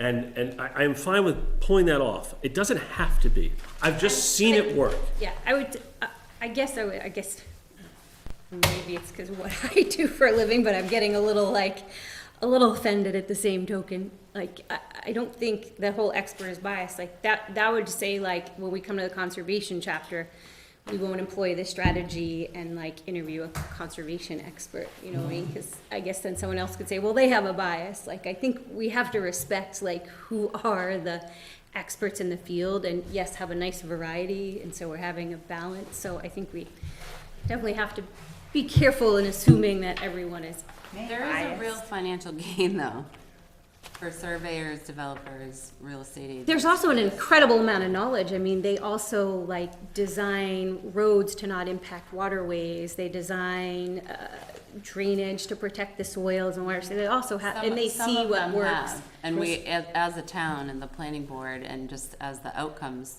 we've seen experts that have caused problems. Of course, that and we've I had think to that that's why the spend a lot more of you money talk, repairing. you know, I think they, you know, I certainly have seen experts who'd be like, I know a town pushes like something like the cisterns, like a cement versus they have like because they've been doing this for so long, they do have a knowledge to offer. Experience. Yes, they have a knowledge to The little offer. critters crawl through, or not. Or not, right, like, well, I think we're making it a bigger deal. We just think so, gather too. information, Yeah.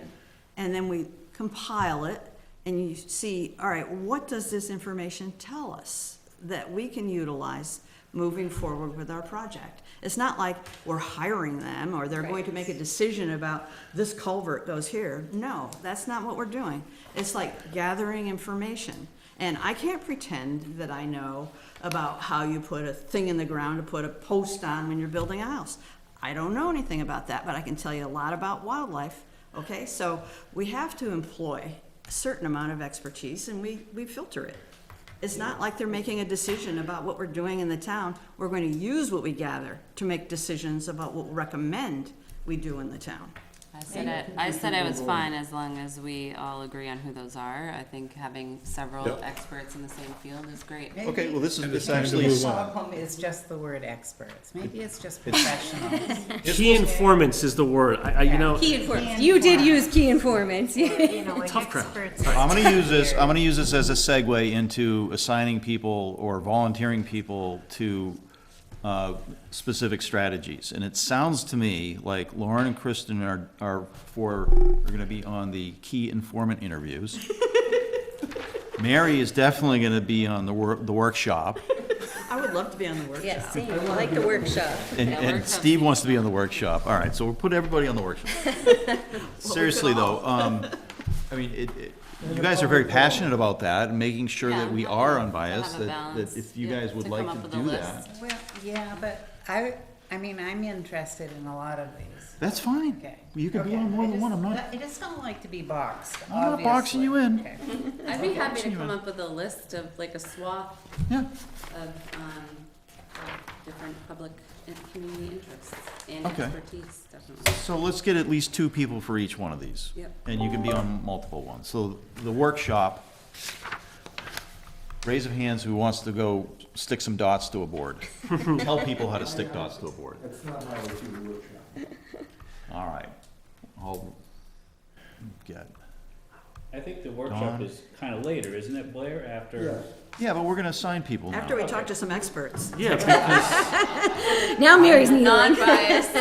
Non-biased, well-versed. I have to prepare the engagement plan. It's gonna, and part of it, and turn that in, and part of it is identifying the people that are going to be, you know, with me on these different ones, so yeah. So the public forum, Okay. I'm happy in I'm- presenting, I could agree on that. okay? It would be after the workshop, right? Yep. So we'd have information. I'm Yep. happy with that too, if you need it. I thought we were talking about the workshop. Did I miss? Yeah, we already did. We that. We already the talked about the workshop. workshop. The workshop, we have Dawn, Mary, Steve, Kristen, Oh, Kristen's on it? no. Oh, Dawn? me. Okay, Dawn, Chris wanted to be on Steve, it? Mary. Lauren, did you want to be on that too? Well, I'm just thinking that, like, it might, yeah, let's just get these That one names. seems the Let's most get fun, the but- names on to each one so that we can get beyond I this. might But join it. it might be Support. nice at some Yeah. point if we. You're not boxed in.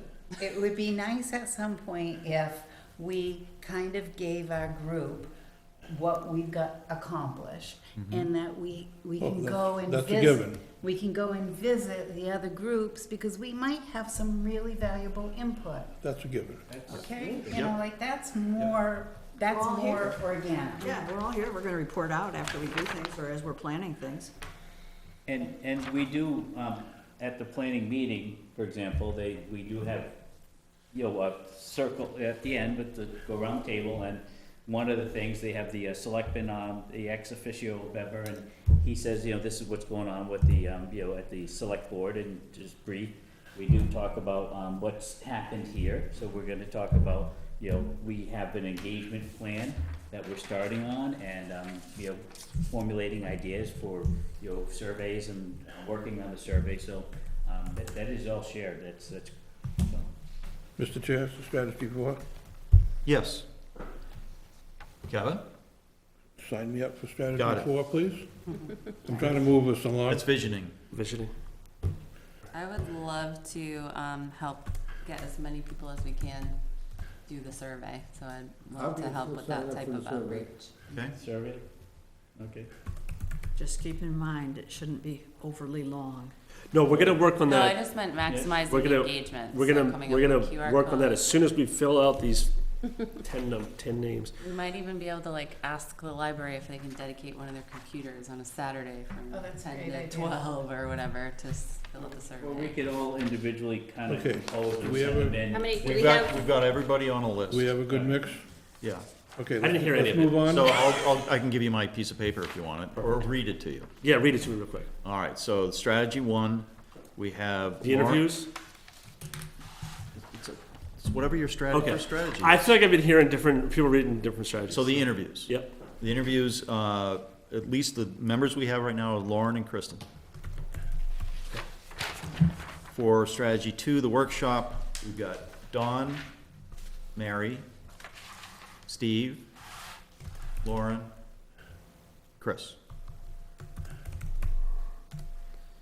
And we all may join in. Yes. Yeah, everyone's gonna, For the that one, party. that one's an all hands on deck. I just need, just certain things, I just need to be able to ask questions and get some feedback without having to bring the whole group together. Yep. Give me some guidance so I don't have to. So these are not gonna be too intensive, right? May and June suck for me, so I was like, oh, should I put myself in a Oh, public forum? these, But yeah, this, these, no, I'll send out an email. okay, perfect. And if I don't get, if email doesn't generate the responses that I need, I'll just say, hey, let's all jump on a Zoom call. It'd be something like that. Okay, you can add me to strategy 1 then too, because you put for 3 people. Strategy 1? Strategy 1, Well, Dawn. congratulations. Key informant interviews. So how do we So involve the people Next, who aren't? next, Strategy 3, on Uh, I we know may- Drew would want to be involved in some way. we can add someone in. Yeah, we can add. Let's do that. Okay. Public Just one. forum.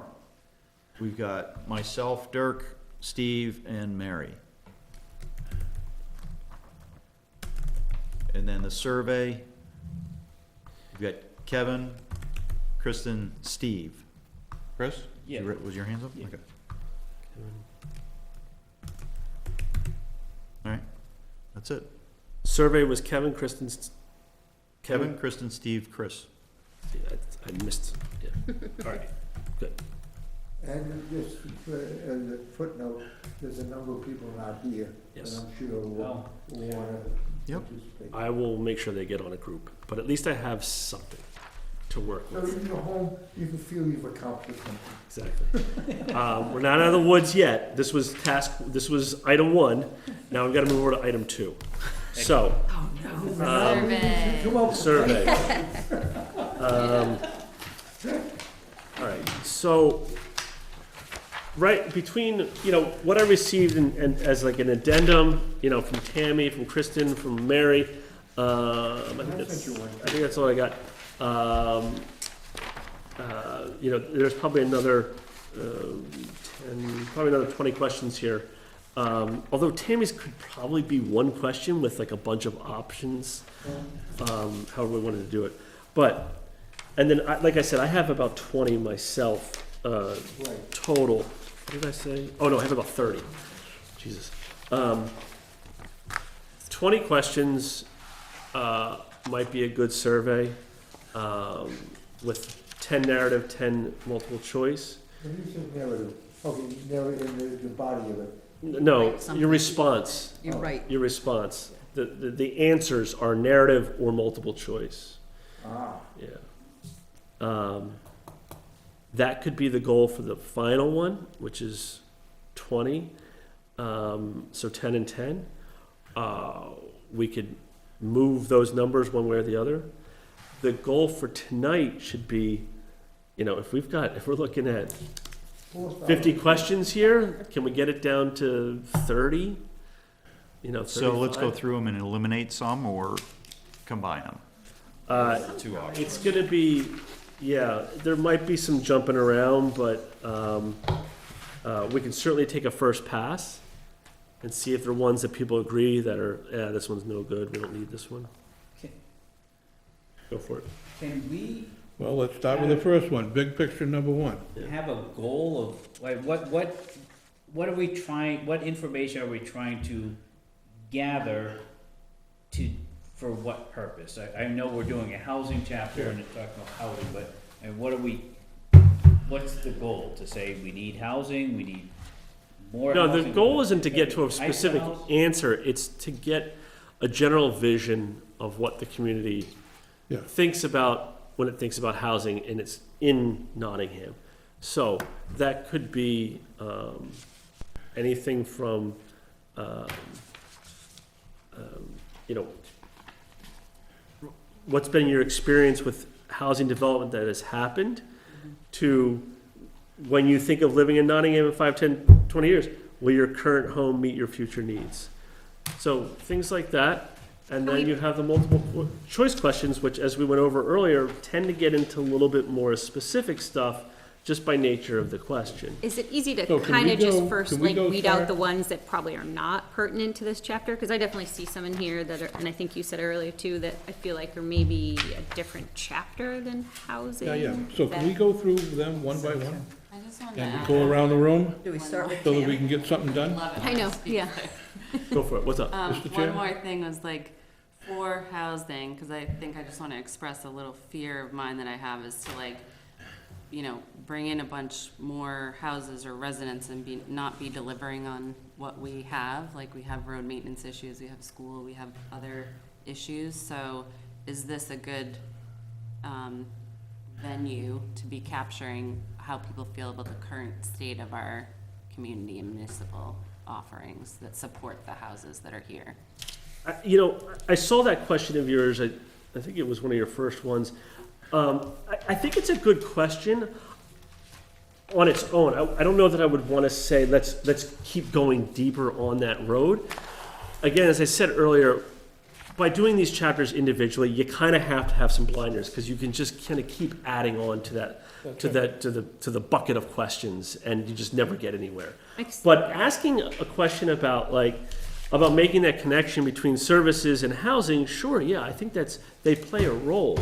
But I wouldn't want to see 2, 3, 4 questions Right. about that topic. Yep.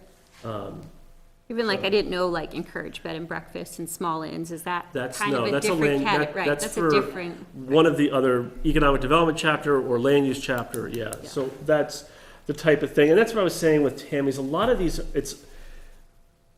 these are almost becoming like, you're trying to get people's, feelings on a specific recommendation, and we're not even Right. close to it. This is the first thing we're doing. Okay. I don't want to come out of the gate with, here's we've already decided are the 5 That's options. what I was talking about, and it felt so specific and like. Right, yeah. But again, Mary made it clear, and I agree with her. Narrative gets exhausting, yeah. right? People just don't have as much to say as you would like to believe that they have in terms of like being able to answer, giving unique answers for 10 narrative questions.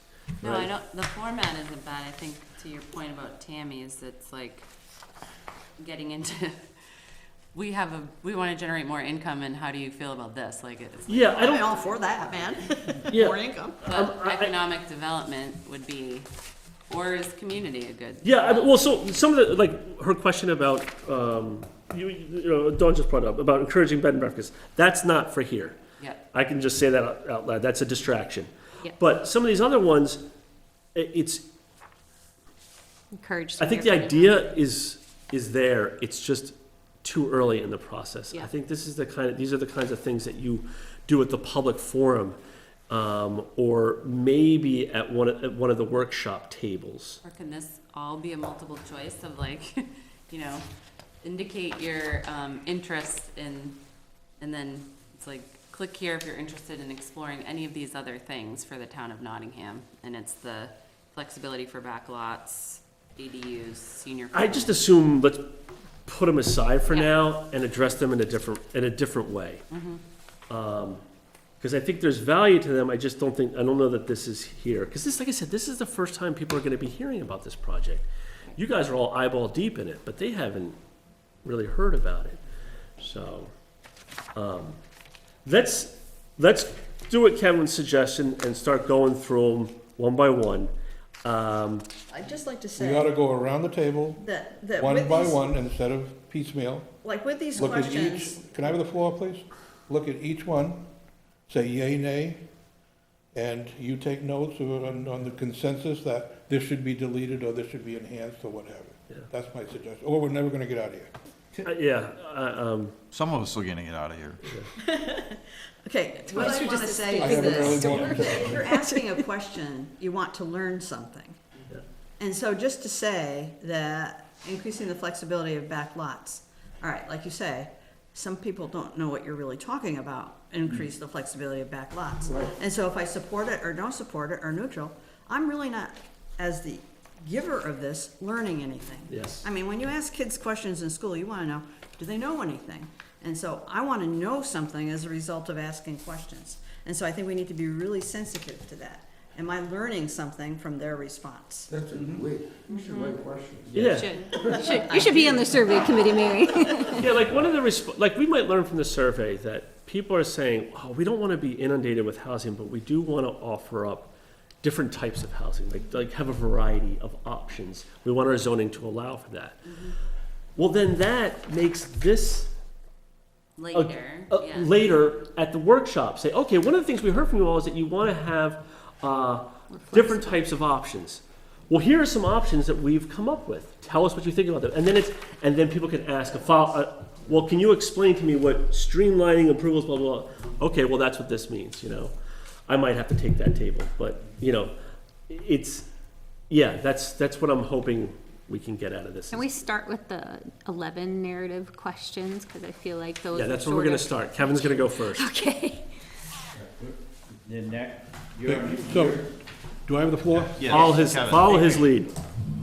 Thank you. We're gonna do big picture 1 and 2. thank you.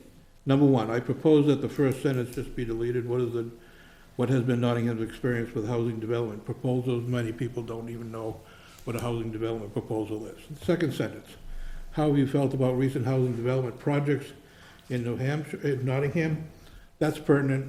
I suggest keeping it. How do we measure success as a community regarding housing? It's a little ambiguous when it says as a community, because you're talking to one person. And and you're trying to get a feedback from everybody, or that person's thought about what everyone else thinks. Those are my inputs on that. So would it be like, I'll pass the floor. so would it be like, how do you measure success regarding housing, something like that? Yeah, because this should be focused to an individual who has given you a response. Okay, well, keep that in mind. I relinquish the floor. First thing, do you agree with the first sentence being deleted? Just start with that, and then you have. Yes, Okay, I have a question. No, she's got the floor. Let's. I know that, but this is important. I don't know that this is the most efficient way to get through this.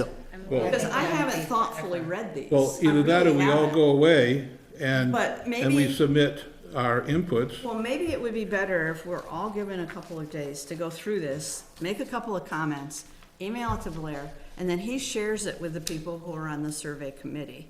Because I don't want to just react without processing.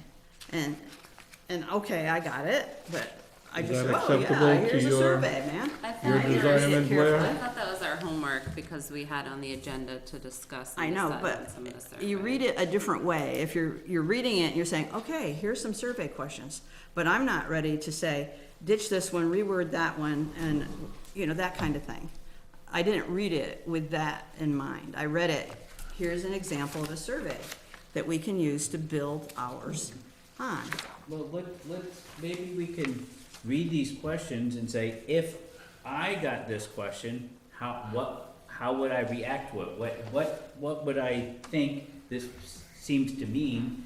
And then reflect that back to what would we wanna learn from this. So you brought up, success as a community regarding housing. Well, what does that mean, success? So it's, All right, I guess we'll have to go on the table. Well, the visioning, that's the point of it. The Yeah, ambiguity you is wanna- kind of the point, because it's a narrative form, so we're gonna learn what people think about their community. Could we go through and say, we like the spirit of this, this seems to fit for what we're trying to look at, and then specifically word or edit after? Yeah, Yeah, I think we Otherwise, be we able to. will be here all night. yeah, yeah, just yeah, get the yeah. flavor of the question. Right. Right, right, the flavor. so I agree with Kevin, we get rid of 1 and 2 define success. I like, yeah. Okay. Affordability. All right, whose turn is it? I think we're, It's my turn, but I'm gonna Yes. pass. I think this is really ambiguous, and I can't do it.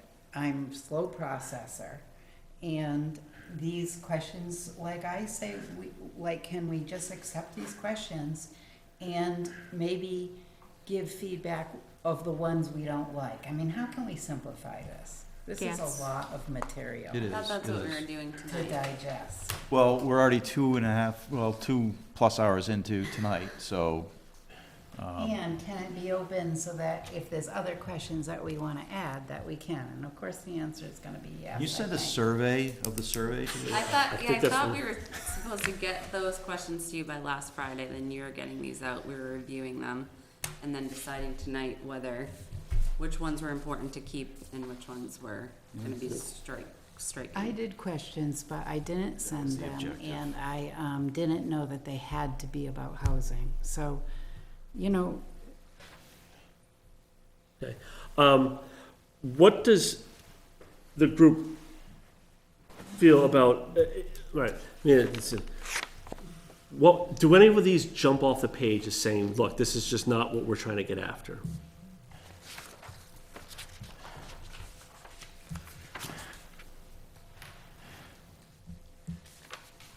My housing situation, 1, 2, and 3. I don't see the value added in getting that information Yeah, from the residences.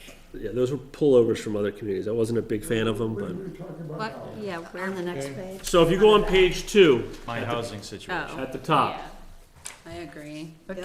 could we get this information and have it, but not,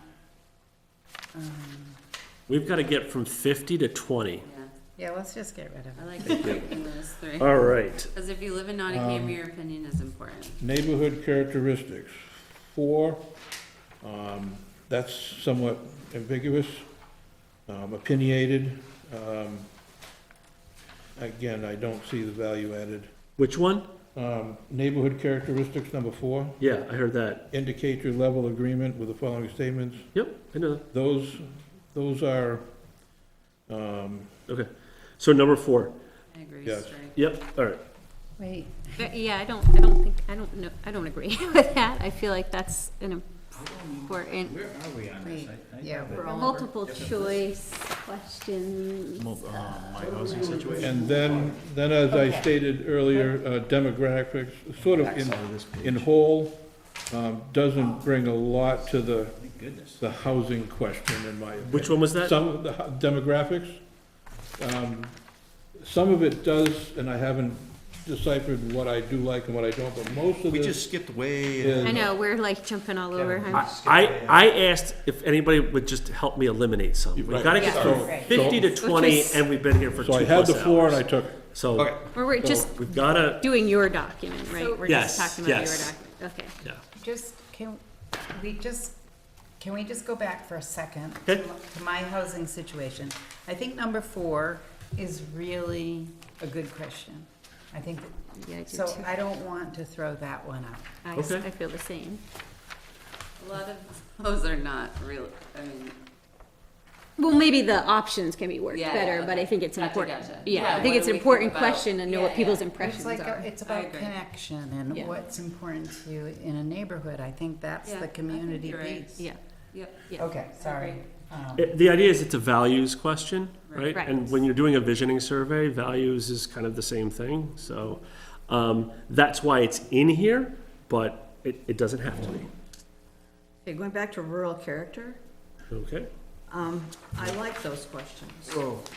That's on the first page. Maybe not describe the people, but describe what makes or sets off Nottingham as having a rural character. Just getting at, what is in your head that makes us have rural character? Is it houses back so you can't see them from the road? Or houses on the road? Is it stone walls? So Maybe he's keep asking that what what questions needs to to be strike. preserved to maintain rural character. Folks, What folks, he's Page 1. asking what questions to strike. I think the You first like- one maybe under rural character can go out, but I want the others. I want to know about the rural character and the balance for housing and rural character and resources. Get rid of describe the people and places that make Yes. up a real Yes. character, so everyone feel the same. I like the second question, yeah, what, Yeah, I like the I second. like what should be 2 and kept 3. here? What's- You're right. Yes. I One like of that. my multiple choice questions was, how satisfied are you with the current rural character of our town? And the options could be high or low, open space, water quality, agriculture, forestry, wildlife. Mhm. You know, I can get combined into this somehow. Right. Yeah. Yeah, I like I that. think we can edit the individual ones later, but I think we should like try to get rid of, I don't like the whole thing in affordability. I would get rid of that whole thing. Which one, Steve, sorry? Affordability. Well, people do need to be able to afford to live here. Affordability. The taxes, if you look at the warrant article, there are several things about property taxes being a concern of a lot of people. And it's, if you're on a fixed income, you're elderly and you have a fixed income, then housing cost and taxes can be a problem and a challenge. Unfortunately, I don't see how those answer that question. I think 1 and 2 could be answered, but I don't think 3 yeah, could. 3 I would get rid of for Yeah, get sure. rid of 3. I think 1 and 2 are important. I think I mean, I know I personally see a lot of people either upsizing, downsizing, and wanting to stay in Nottingham to do those things, so I think it's an important question. And then if we get the information about consensus, then we move into those, how could, Right, how you know, can we, here's a suite of things that could resolve. maybe it's tiny homes, or, So did yeah. you get that? One of the things that Blair? I do hear a lot in communities is wanting to downsize, but not being, but the type of housing doesn't exist in the community. Right, yeah. So, that's why I think that one. The mortgage rate one, yeah, Yeah, we again, toss that. just, you know, so on downsize, upside, that might just be change. What do you wanna change about your house, no? If you're, you know, I'm happy with my house, I'm not happy, I wanna change this, I wanna It has- downsize, upsides. Has nothing to do with housing. yeah. It's an individual's house, it's their decision to up or down. It's not new houses or other houses or whatever, so. I think that if you could downsize or upsize your home and stay in Nottingham, would you, what would be the reasons to do so? That says yes, yeah, no. What's the value added, and ask to that question. Yeah.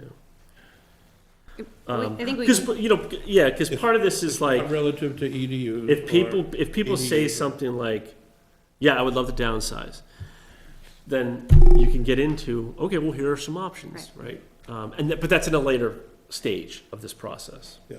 maybe that brings you back to like Tammy's, like, okay, ADUs, like, Yeah, yeah. I would love to sell my house, but my kid lives in town, I'd be, you know, but it'd be nice not to be attached to them, like, I think you get important information All out right, of have we that. got to 30 yet, Blair? No. Are we there yet? We're getting there, we're making good progress, this is Okay, what I good. need. You wanna go to looking into the future? Yes. Checking away at these? Oh, see, that kind of circles back to that too, when you think of living in Nottingham in 510, will your current home meet your future needs? That's That's, gonna be able to be yeah, kind of consolidated. consolidated. Yeah, yes, I definitely saw that, but I think I either heard from someone, I think it might have been you that brought up this 5, 10, 20 years idea, so I left it in there. Yeah. But yes, it could probably go into one of those other Yeah, first two. I feel like that places. could almost replace that downsize, upside, that might be a nicer way to ask it. Yeah. I could do Oh, that. yeah. Yeah, you know, Or part of that in the future. 'Cause people's housing needs change over time, you know, you Right. start off renting, you get a starter house. It almost then you depends on get- who's answering the question. right. Yeah. 5, 10, 20 years is somebody that, you know, just moved here or something like that. Somebody Like, that's what? heavily or in downsizing, they're like not, maybe they're not thinking that far out, but. So I think we all agree that like the purpose, maybe we can rework how it actually physically reads. And that's what the later. small group is for. Yeah, yeah. Yes. What about the other two in the looking into Housing on the the future? future, what Well, I was just concerns? thinking of like, if it's upsize, downsize, or whatever, like, when you think of living in Nottingham, 510, or your current home, and then if it's like, could you do a if yes, if no, then, you know, and then it's like, what would be standing in someone's way, I guess? Yeah, that's why it's a yes, no question, but then you, Have a narrative, and then you have a narrative option. I guess that's what I had for affordability number 2. yeah. You could use that format in one of these other questions. Yeah. Yeah, yeah. Yeah, if you hit yes, it jumps to another, yeah. And I get rid of that dragon pin. Yeah, I think that would be more of a workshop activity. Yeah, yeah. Well, I think the Northwood plan had like little maps where they, or types of housing, Cool. where When they you would can- want housing or what kind of housing. It was all multiple choice, the Northwood one.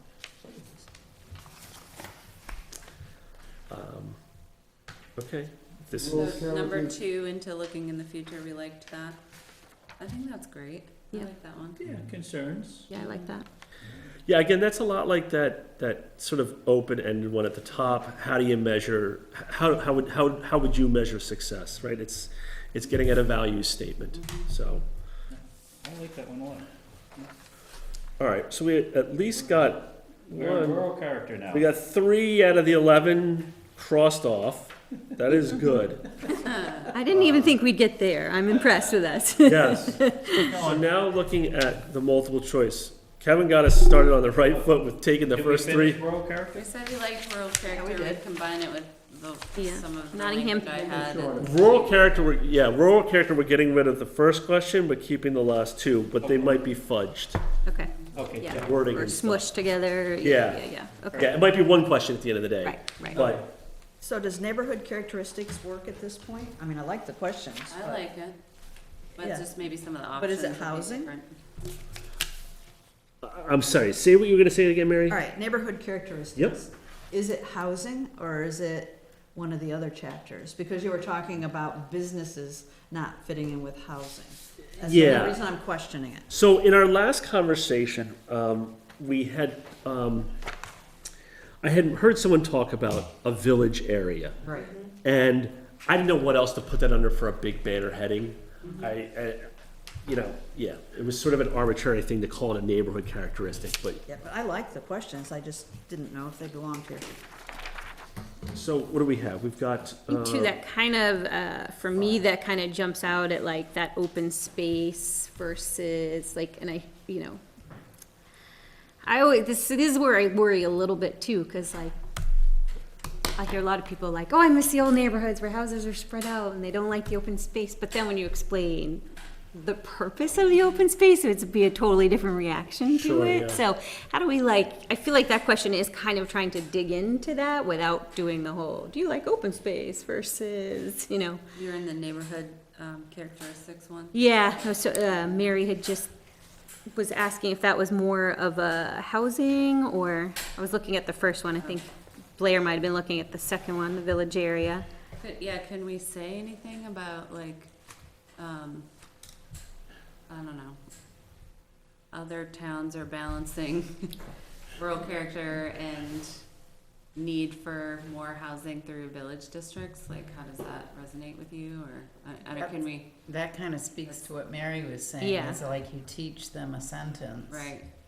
And then you ask the question. Right. Which of the following resonates with you? Housing should be denser in one place to preserve green space through the rest of the community. Housing should be even. I feel like it's there. It It just, just needs to be tweaked. yeah, maybe just tweak it a little. So I think it's an important question, because it does talks to the type of housing again. What question are you on, the multiple question? We're on neighborhood characteristics. First one. I think we just skipped the housing situation. Did we decide to axe that whole category? oh, the my housing situation, I mean, I think it seemed like everyone agreed with the first 3. 3, 4 just needed to get worked on. Yeah, we already went through that one, okay. Those are pretty easy to answer, so people can answer those in a snap. Yeah, they are. Yeah, it makes them, it helps them move along. I If like they- If they that. bang through a couple, so multiple choices, Yeah. it's a good psychological move, yeah. Yes, great. I like the housing denser too, like if we are trying to satisfy elderly and ADU and stuff like that, it's like, Denser if resources are closer too, so like if we end up having a village district that can resolve. I'm just worried a lot of people for say, elderly or other yeah, folks. do we know what I'm not sure if I saw this, I would know what a village area meant. I don't know. It just might need a reworking. I mean, the village area is just, like that New England village center that that had the post office, the downtown. church, the town hall, everything was white, and you had a village center, right? It's that kind of thing. Basically, you can get out of your car and you can walk to a couple of different places.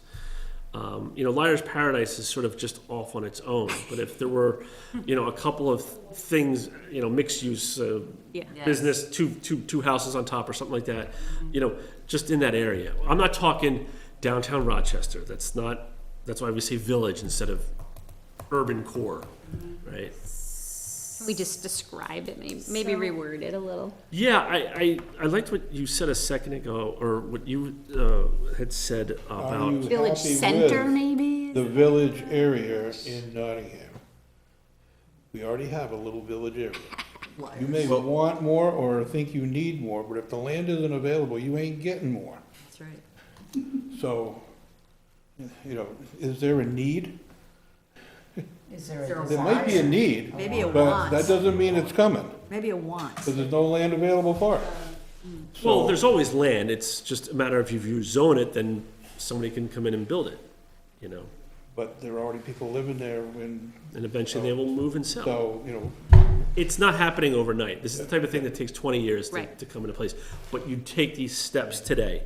It's called gentle density. You know, you're just trying to think about 10 years from now, starting your journey today. And it's going to take a generation to get there. Do you have a desire for a village area? Can, Would you, or even just simple, I would think you that's like a- to see a village area, would you? The village area in the survey, I only put it because people mentioned it in the first meeting. It might be a better thing land for a use? workshop station. Yeah, I think so, too. Yeah. I think it's a tough survey question. But you could do it in a survey. It's just, you could put out the feelers for it, so to speak. can I just make a plug for something right now before everybody's brain dead? Maybe it's because I've had a 10-hour day, but Blair sent us a thing with some resources. It's the NHACC. And I just want to make a plug for May 7th, listening to the Oh, I signed up for Balancing it. Conservation. I saw Yeah, I that. signed up. Steve Whitman is a friend of mine, and we've done a lot of teaching together, and he's awesome. And I just hope that you guys will watch that. I think it's like at 12 noon or something. It's just a Zoom. But it might help us. So I just recommend it. Yeah. That's all. Is that one, like some of the others, it's recorded so that if you miss it, you can get the I'm not- recording? I They couldn't- typically are. Probably. Nobody's not doing that. Yeah. I couldn't If you find register, that. they I've usually, done a couple, but yeah. this one I have another obligation. I really wanted to watch I it. think just register for it. They almost always send you The follow-up. recording after, Okay, yeah. I'll do that. All right, what do we want to do about this village area question? Do we want to, we can, Let's put it in the workshop. okay. Yeah. Put it in the workshop, okay. I like, So that's all, like, I need to one turn and into a two? pumpkin here in 4 minutes. Yep. Can What we else? discuss next meeting dates and a schedule to meet to discuss other chapters? Can we do that now, Yeah. Mr. Chair? So there's 3 people that have given me, or 2 people that have given me limitations on what they can do. I'm just trying to find it real quick. Sarah could not make it tonight. She can't do the first Wednesday of the month. I believe that's school committee. Yes, school board first And I and have third. meetings. What's that? Yes, I have meetings also that night. Okay. So, That also is, no, that's Monday. Monday's select board and Wednesday's school board. When is your planning? On Monday, the second Monday, the select board does not meet. That's conservation. Okay. I gave a calendar to. Yeah. I Mr. think Chair. you guys should meet without me in the next few weeks. Should or To- should not? Decide- Should. Decide on this. I agree. You can talk about this. I think you need to pull yourself back for a meeting and look at all of your chapters. Yep. Yeah. And think about how you want to move yourselves forward as a group. Because we spent a lot of time talking about that tonight, and it's 8:30. We got through some of this, you know, so that might be a good move for you guys. It does look like first Wednesdays are a problem for Tim and Sarah. It sounds like Steve as well. I don't know what to recommend for you all. So, One thing that was suggested and I could probably help you out with this, is put together a doodle poll or a Sign Up Genius type app and send it around with a bunch of suggestions. And you all can pick a night that would work in the future. How about the third Thursday, just throwing out? I sent Derek a calendar to do just that, but I don't know if it got distributed.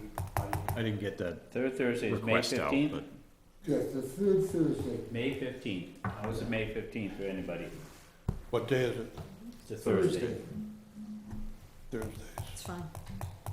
No? Thursdays. Not good. Not good. Okay. Thursdays in general?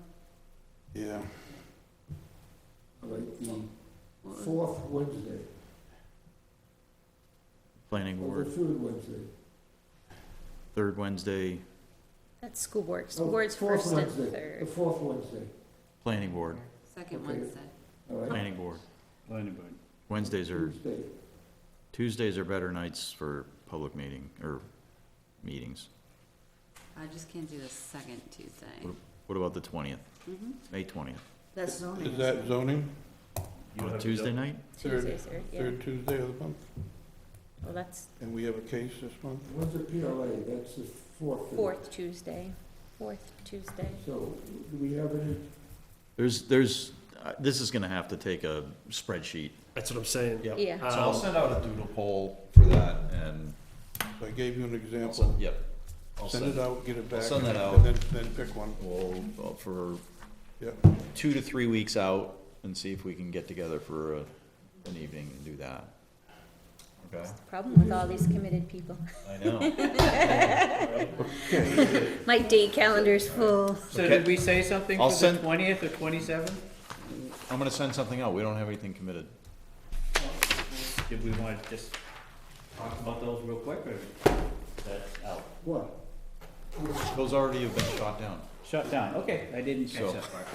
Well, Nobody's available anytime. We're all on too many So- committees. What do you all think about, before I let you go, Kevin, you can go, but, I asked demographics questions. It's basically like, who's taking the test?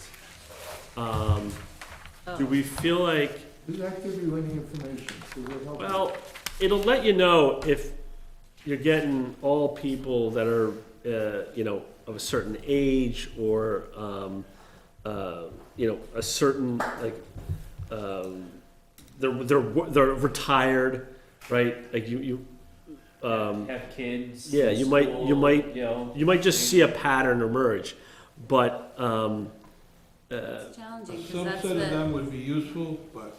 what's that? that's the A engaged. subset of those questions would be useful, but there's a lot of questions there. Yes, I know. It was anticipated that we would cut a lot of these out. I just wanted to know if any of them were useful, and if so, which ones.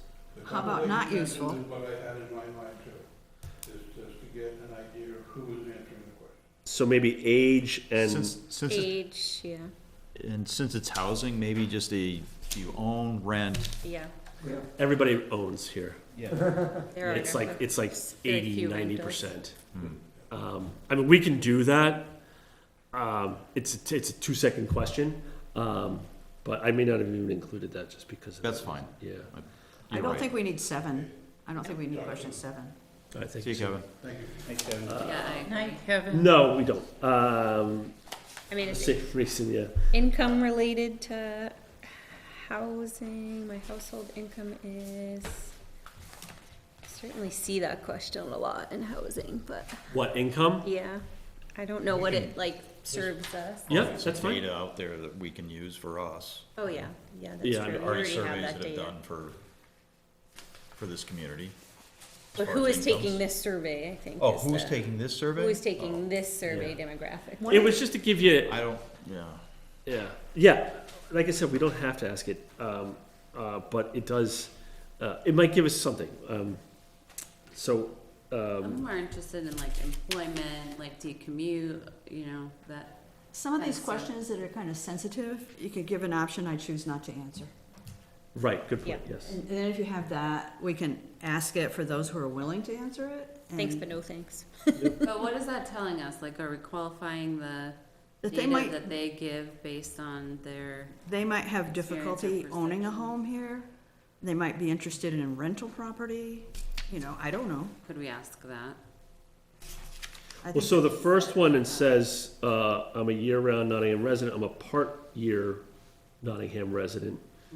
I own a second home and visit occasionally or seasonally. I work in Nottingham, and I'm not a resident, is what it should say. I think it's important information to know like which demographic we're getting answers I like this from, one. Yeah, I like so number one. I definitely. think, Okay?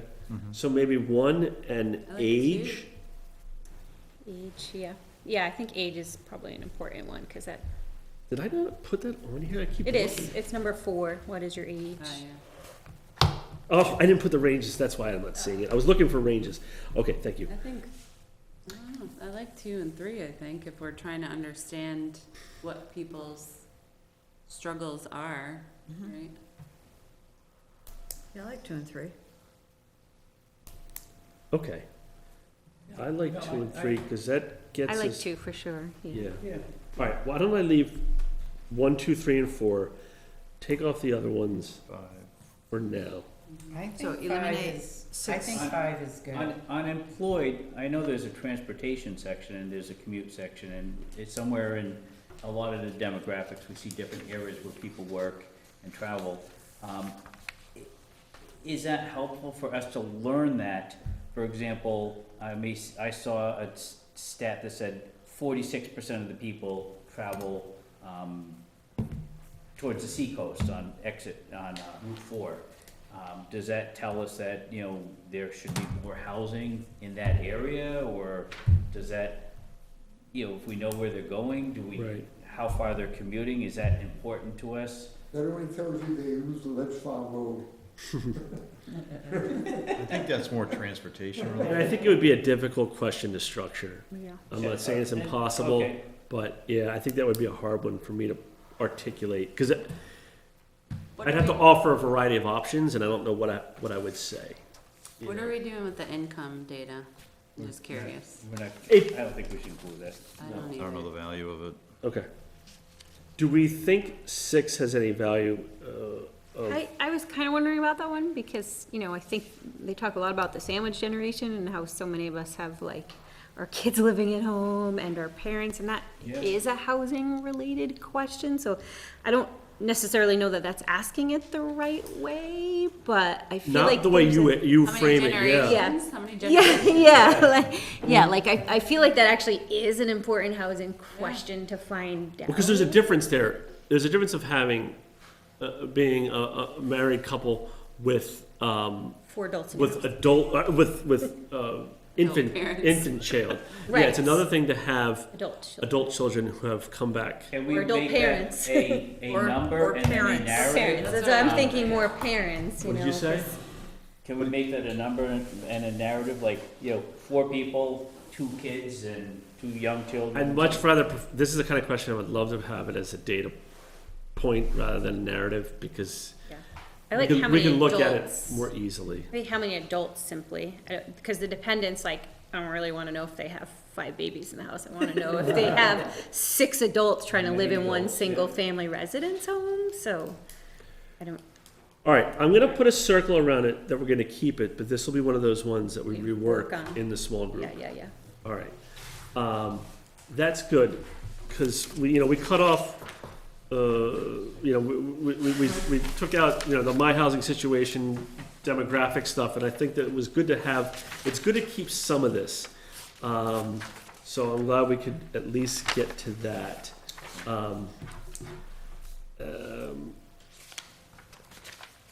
I mean, and I think that housing in Nottingham question, that actually, I think really Tammy's touched, that was like all her questions in one question right Basically, there, yeah. so, yeah. Yeah, I think those might be better suited for a Later. narrative, a conversation type format. Yeah. Yep, agreed. I think those are awesome for trying to envision what type of housing we add. Well, maybe that. But in the survey or at a different Oh, no, point? Whatever workshop. Yeah, workshop. Yeah, workshop. okay, yeah. Yeah. I would agree with you on that.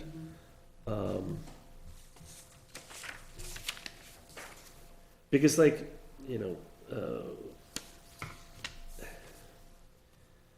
some people just don't know what a conservation cluster subdivision is, you Right. know? Which was what I was saying before, when you Yeah. like, the green space, like that one was kind of worded Yeah. in a better way. I think people don't really grasp the concept, so I'm worried about getting Yeah. weird answers when they don't understand, like, actually, the open space is really about Like, No, conserving. open Open space space, became like yeah. a trigger thing. Right, because, now they think like, yeah, it did, I like, completely agree with you on that. everybody When smushed did that go together. south? Like, I know. have we really gotten? I really have to It's try to called explain smart it. development. I know, I try to explain it all the time, like, Yeah. oh no, that's actually what you want I know. for conservation, but. Wait till I tell you about 15-minute cities, and then people really, people are just losing their minds over that one. Go ahead, Chris. Oh So, yeah, it's a conspiracy. so I do think that we need, I don't wanna lead this survey in any sort of way, but, there is a need for, we have 0 elderly housing in our town, 55 plus or dedicated communities. And there's 30% of our population is elderly or something like this. Do we not have elderly housing in our town because it's not in our zoning, because people don't want it? Why? Why is there nothing like this? Well, I think your question is a good question, right? Is there a desire for it? Is there a reason why we don't have it? Maybe it's, we don't have the systems and infrastructure in place for the elderly to, specific elderly housing to be attracted here. I just don't know if the survey is the place to get at that. I don't know, but it strikes me, for example, I'm familiar with Londonderry. For some reason, they've attracted for thousands of senior communities. Do we want them in is that zoning, or how does that all? They have a major highway right next to Yeah, them. it's access. And they have an airport that's right next to them. They have a lot of amenities. that are Shopping. And they have medical Being facilities. commercial and, Yeah, yeah. yeah. Having walking is a huge thing too. They have a lot of free time, so walking, being able to walk to shops or at least drive somewhere and walk We don't have around. sidewalks. Back to that village area. That's what we need to Well, build. number one, you'll get hit by a car walking down the road. Oh, yeah, yeah. Yeah, exactly. Or streetlights. I just looked at a neighborhood in Epping, and I think it had 87 homes, and they had a community center, they had a pickleball court, it was walkable, the houses were a little closer, so smaller yards, and it just seemed like, if I want to sell the 4-bedroom home and move somewhere, that I could walk my dog and enjoy that and play pickleball, and not even have to leave for the most part, or not really, not have to leave, but. Could that be in looking into the future, or maybe not in the future for some people, It's, but I mean, it's kind of in this housing for Nottingham. Please indicate your level of agreement with the need for each stated housing, and it does mention 55 age restricted. I don't know, is that, but this was one you thought was better in a workshop, or? I mean, like if you could say, like if you, in this looking into the future, like what do you think of living in your home? What would you need? Blah blah. What concerns you? Could you say something like, how would you picture growing old? What would you? How would you grow old? Or what would your neighborhood or what would your whatever look like growing old? Or you can't say old, but Just watch it. Steve's right next to you, come on. I'm saying I like all of this, and then what do you envision for your elder years? yeah. Like, what type of thing would you like? Or maybe just a simple question like, do you As an see owner, retired housing, when you're retired, you see having like those amenities readily available is important? Having talked with some older people, mostly they leave. Yeah. Number one, to go live close to their children, which aren't in Nottingham. Or number two, to go where they have walking and easy access to healthcare.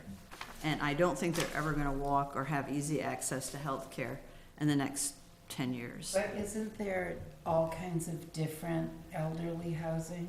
There is. Lauren, yes, there's a lot And, of. you know, like. That comes like assisted living where they got the healthcare built right in? Well, they call them that- active communities. Active Then communities, as yeah. like And- active communities. Yeah, all different And types. like people say like, well, we're gonna go into active community from this age to this age, Well, then we depending need on to our put health. that in here, don't just say senior housing, but Right. active How do we community say that? Active- or And that's why I assisted feel like, living. if I we, have if we ask the question, you know, does, you know, these future, looking down the road type questions, Right. they'll let us know if they feel like the housing that they want isn't here. And then we can begin to tease that out with specific examples at the workshop. Yeah, Because like you were saying, there's different kinds. Isn't, like, tell me where this thinking is off. Like, wouldn't it be a good thing if this community of people who come to this meeting, this master plan committee, wouldn't it be a good thing if we had a diversity of housing in Nottingham? Like, isn't that what we want? I mean, we say like, we want our kids to stay, we want, you know, our elderly people to be taken care of. Like, why do we have to find, do we have to do the survey? Or can we just like look and make sure that in Nottingham is a place that represents a diversity of living for all ages of people? Like, I isn't, think so, but I think we have to understand what keeps people or what, like, because like, do you really, But we can't make that decision here. You know, this group is yeah. we're a guidance group, and this outreach and engagement plan is our primary goal for this group. But And then you go and get the information from people, and then we pull it together into a report. Like, that's the process. And we're gonna have data Yeah. that informs some of these things too. Right. It's not just the Alright. input, there's Survey. data. There's Because you're also- right. I think a diversity of housing is probably, or I shouldn't say probably, but it could very well be. you can build it and they will come? No, I but just- that's the point of like, assisted living or something, like if we don't have access to hospitals, if we don't, like, we can't just like build something and then there's a whole reason why this group of people choose not to live in Nottingham, but they live in Dover instead or something. And of course, obviously, you know, the town doesn't build anything, right? Like, the town is just Right. responsible for the services that it Right. does. It'll be a developer that decides, assuming we had, if, for example, this town had the zoning in place, would decide if this is a good community for it. But I think there's other things that we can do that we might find people want that the zoning isn't in place for. okay, how about an open-ended question? What types of other community living would you like to see in Nottingham? that That's question cool. is in his survey, housing in Nottingham, there's a whole list of different Right here, houses. yeah. Right. I think that question should definitely stay. Mhm. I think we need to identify that there is diversity needed. First-time buyers, 39 years old average. I just don't want to, I think it's done, I think it's being done, and I think people seem to agree that it- I think this is Chris, a what great page are question. you on? On Right here, Steve. housing in Housing in Nottingham, it's Nottingham. right in the middle of the page. And I'm just, Demographics on the I also backside. want to point out that the 2004 master plan, the 2011 master plan that I'm looking at here, all state, both state, elderly or assisted living facilities should be encouraged in our community. Yeah. So it's not like we're going to decide that it isn't yes. be here. Yeah. But I think there's, in it, I don't know if people know what they need. You know, like older people, I don't know. Like what their options are. Yeah, so you know, like when you ask that question without kind But of, we can ask the question just in a different format. or Yeah. giving them information, like that thing that you said, Chris, it just sounded appealing to me.